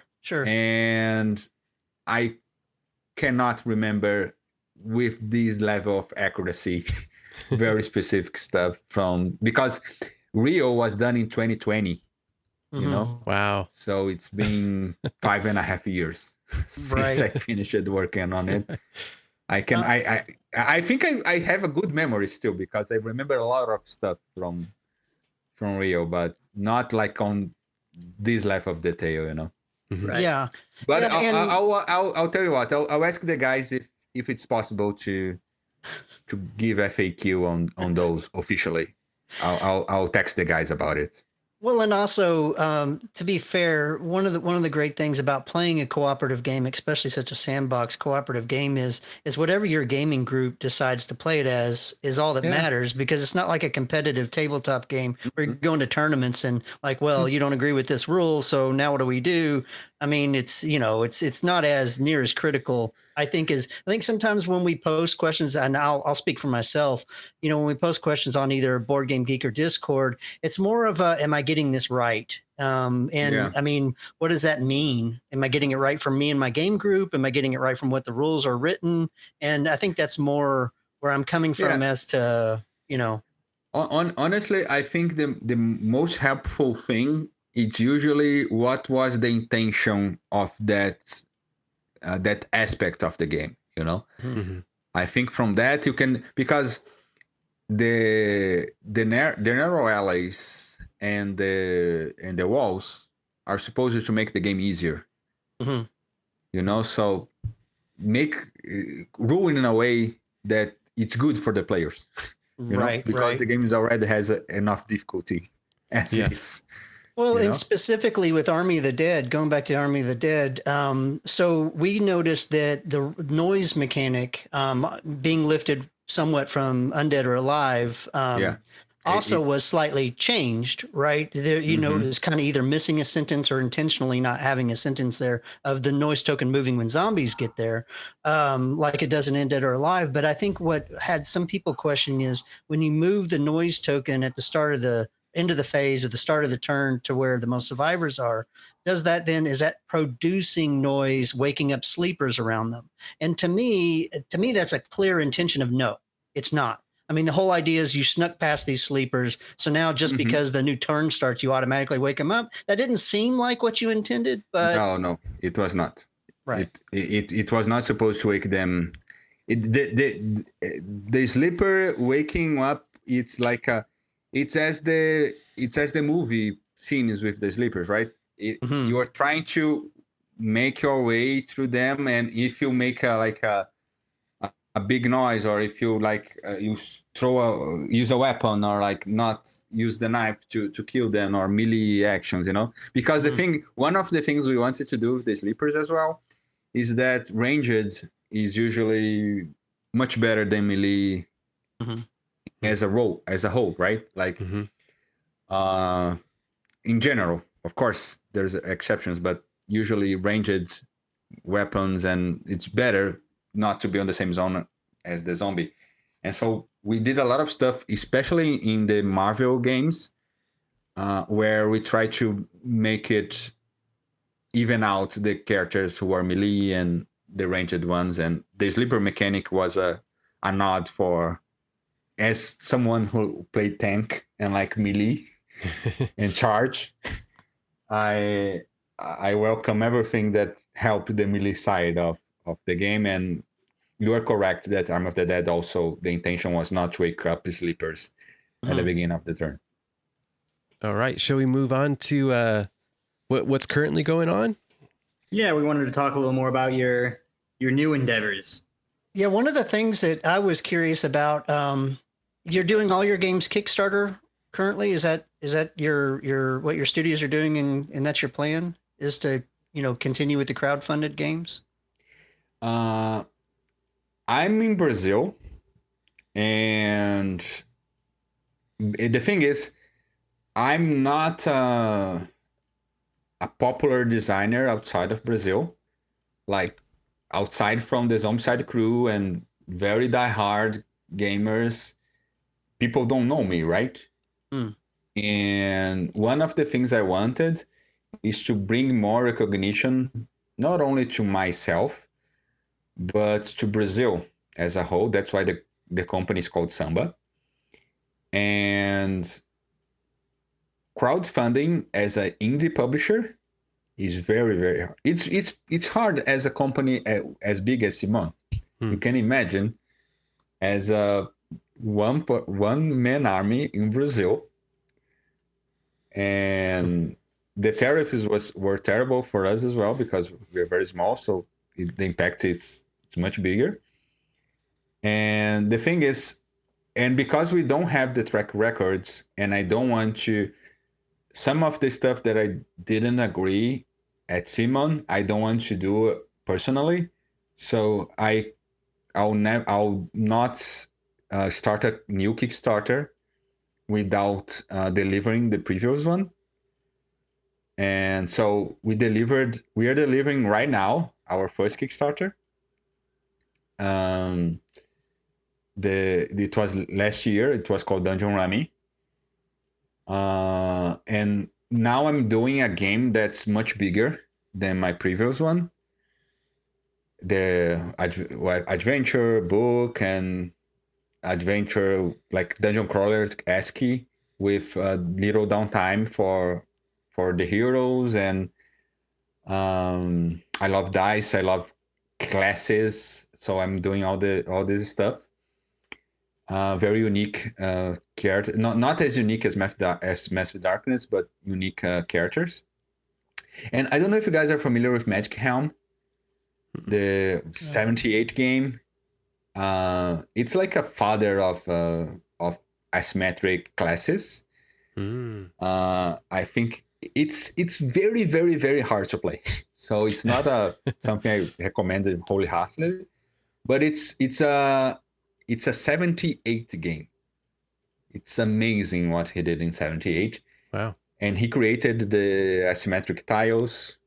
And the name is so simple, right? Magic Helm. It's as generic as it comes for medieval. Mm-hmm. But it's such a complicated game. Like the BGG crowd, they did a 300-page rulebook review, So it's crazy. Wow. But it's an inspiration. Like pick some stuff from there, some stuff from Zombicide. But it's a game that I want to reach the Kickstarter with, if not 100% of the games I'm done, like 90% of games I'm done. And so this will take a while. It only hits June next year. Mm-hmm. And so we did about 15 small projects in Brazil in this year and a half. And we are doing some local stuff, right? Like we have an RPG called Tormenta. It's like Torment. It's like the Brazilian Dungeons and Dragons. It's a huge RPG in Brazil, and they asked it for a dungeon crawler, and they wanted to do old school, so it's Hero Quest grid style, you know. Yeah. So it's awesome. I'm loving it. But my next crowdfunding, and I can come back to talk when we review the name and everything. I can come back to talk more and show more the Zombicide inspirations. It's gonna be my ultimate adventure game, and everything that I'm frustrated as a game designer that I couldn't do for many reasons. This is like what I'm gonna do for this next one. That's about June, July next year. But I'm taking my time, right? Because I started working on this a little, like next day after I left Simon, and it will be about 2 years until I'm happy, you know. But I'm old school, right? So I use like a pen and paper. I use the Zombicide tiles to represent the characters. I write on. I'm doing a mix and match, but I'm very happy with how it's turning out. But the idea is that we'll do two Kickstarters a year, starting in 2027, because we deliver the 2026 in early 27, and then we do 2 per year. And I want to do like old school Simon, right? Like 100, 150 for the all-in, because I honestly don't like personally $400, $500, $6, $600 like chests of contents, because I don't know. I personally, right? I cannot say for everyone, but I'd like more polished content than a lot of bling, and I think the prices are getting a little out of hand. People are going over the top, in my opinion, a bit too much, you know. Well, so you mentioned your location and you mentioned tariffs and everything like that. Have you ever considered putting out a game that's print and play, like with PDFs or STLs for the game components and PDFs, you know, for the rules and all that kind of stuff, just to kind of circumnavigate all that? The STLs I'm considering a lot, because making miniatures as an indie publisher, it's impossible. It's very, very expensive. But I know how much people enjoy them. And so while I'm prone to go cardboard for reasons, cost reasons, like I want the game to be $80, $100 stops, I'm talking to STL company in Brazil. They are very good. It's called Loot. They did a Malediction. It was a Game Found Kickstarter. They did a Game Found. And I'm talking to them to see if we can do STL. As for print and play, I did a few growing rights as print and play. But the thing is, my company, I have one full-time employee who was a former Simon staff called Helena. And I have a few freelancers, right? I have developers and artists and graphics. And the return on investment on print and plays are rough. Everything is rough, right? Even a full-fledged game is rough. And the one thing that we noticed it's people were skeptical that I was a scammer in the first Kickstarter. A guy from São Paulo, first created. And I tried to make like, hey guys, I've been in the industry for a long time. I never scammed anybody. Right. I worked on 100 again. I don't know if you heard about Zombicide or if you heard about Rising Sun. I promise you will receive your game.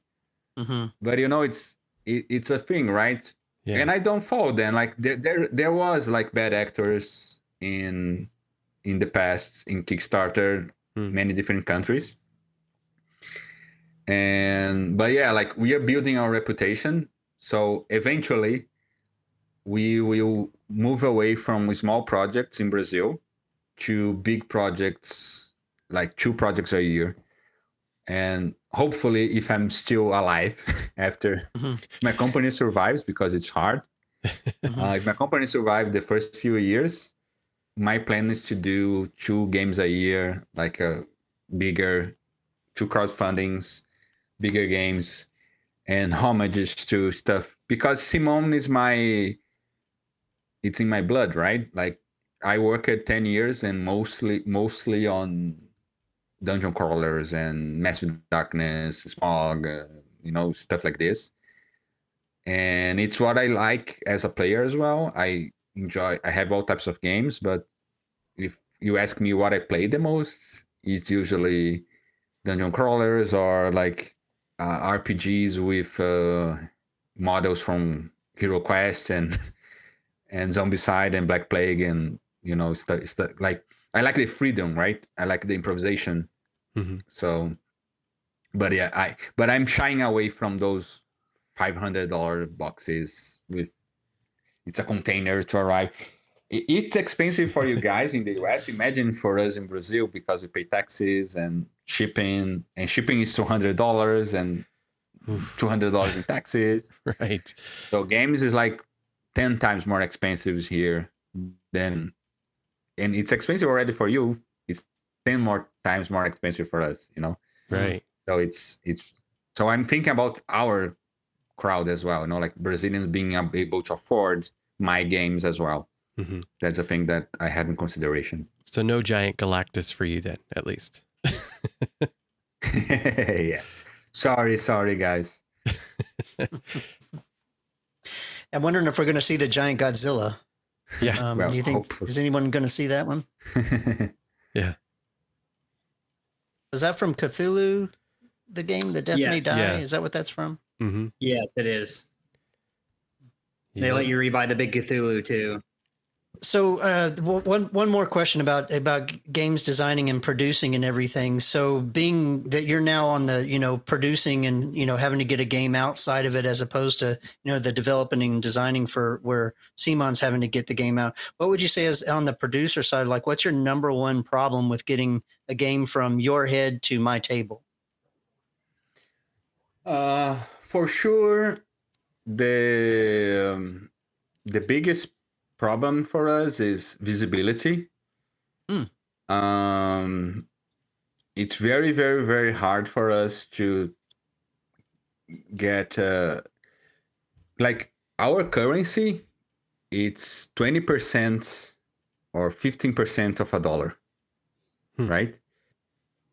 And it's very hard. The marketing it's very, very hard for us. Like, I'm in a big conundrum because I think I could appeal to the Zombicide community in a way, but it's very hard for me as a very small indie publisher to do a Zombicide-like game because of how much artwork and miniature and everything that goes with it, right?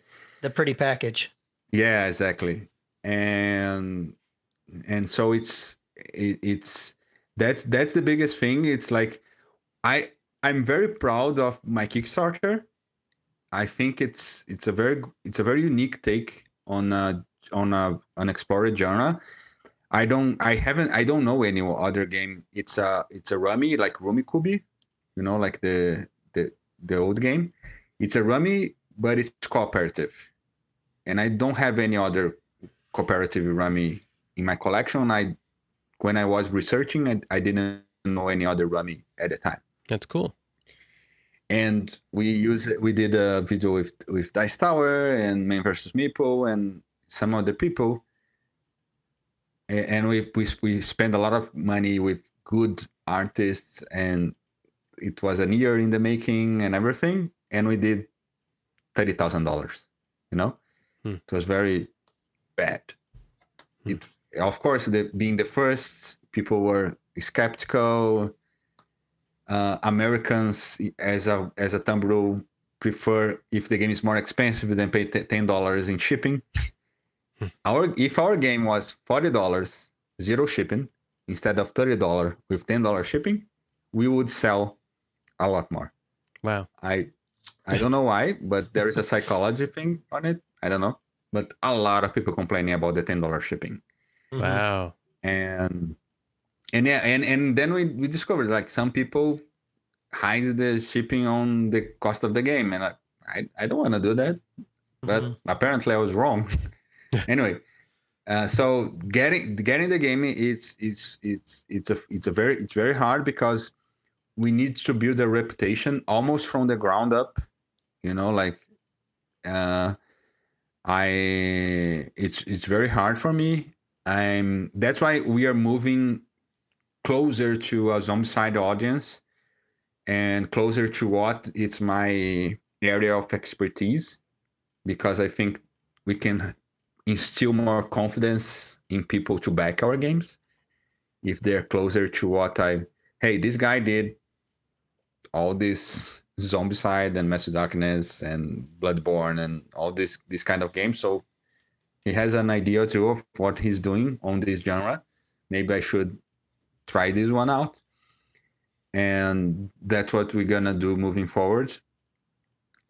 But definitely getting to the table is the hardest one. And a close second is the sculpture, the miniatures.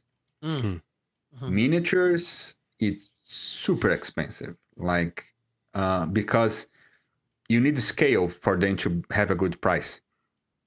It's like think like this: if you want to make worth it to produce plastic miniatures, usually you have to do 5,000 to 7,000 copies of a game to make the costs good between all the copies.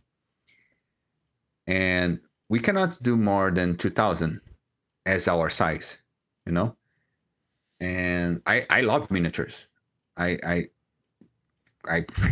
lived among them for many years, but I simply cannot. It's too expensive, And so there is this money barrier that's because of our currency is very devalued compared to the dollar.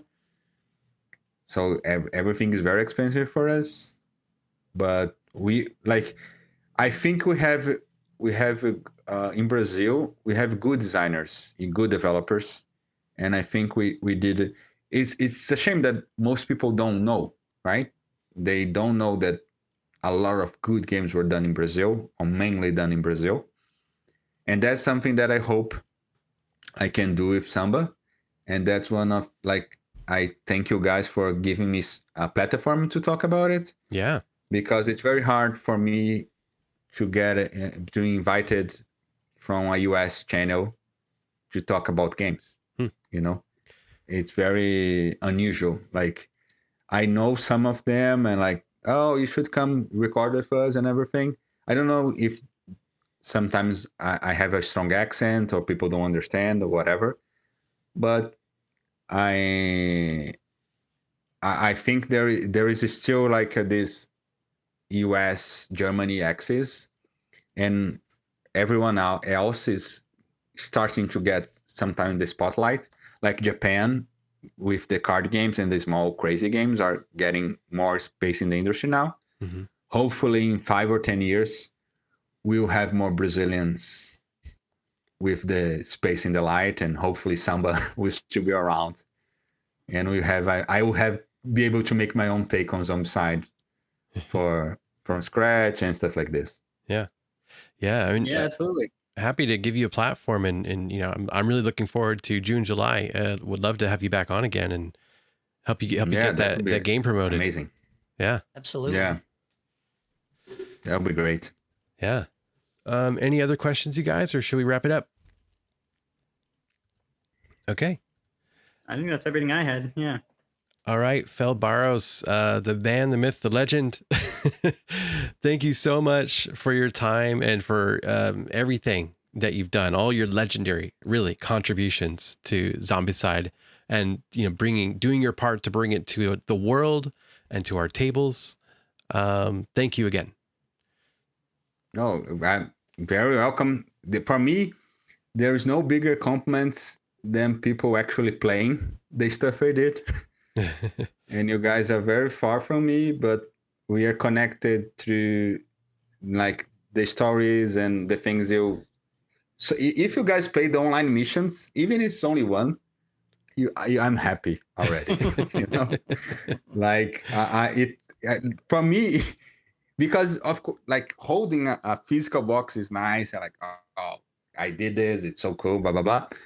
But the joy of like the effort we put on the online missions, and there are some ones like there is one called Baron Jenkins that like Leroy Jenkins is my favorite character. Like, and we did the Baron Jenkins mission for Black Plague that I think is one of the greatest missions ever. I love it. I think it was I'll have great. to check it out. Yeah, I remember that one. That's a lot of fun. He goes crazy, and you got to basically get out of his way. It's pretty fun. Exactly. And like very, very, very people know about this gem, Yeah. And we did like an Avengers type mission with No Rest for the Wicked, where you face the dragon in the end, and it's 3 missions. It's a small campaign for the Black Plague Green Horde, because people were asking about content for No Rest for the Wicked because there is no missions in the box. And we did the full campaign for No Rest in the Wicked. Yeah. And people don't play it, So in the name of very few people that play online missions, I thank you very much. And thank you for giving a platform to Brazil. It's very hard for us to get to this market.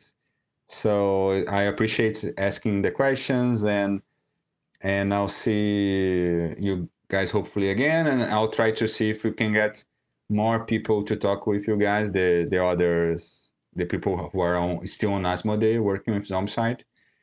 But it was a big pleasure. It was very nice to meet you guys. And I'll look for the Arm of the Dead episode as well. Yeah. Thank you. And then Before fun with that. Before we sign off, where can people find you or your company online? I have my my personal, that's not very personal. It's Fel.Barros, FEL BARROS, Fel Barros. That's my handle on Instagram. My studio is Samba A Studios. It's like studios with E at the beginning. Also Instagram handle. We have sambastudios.en.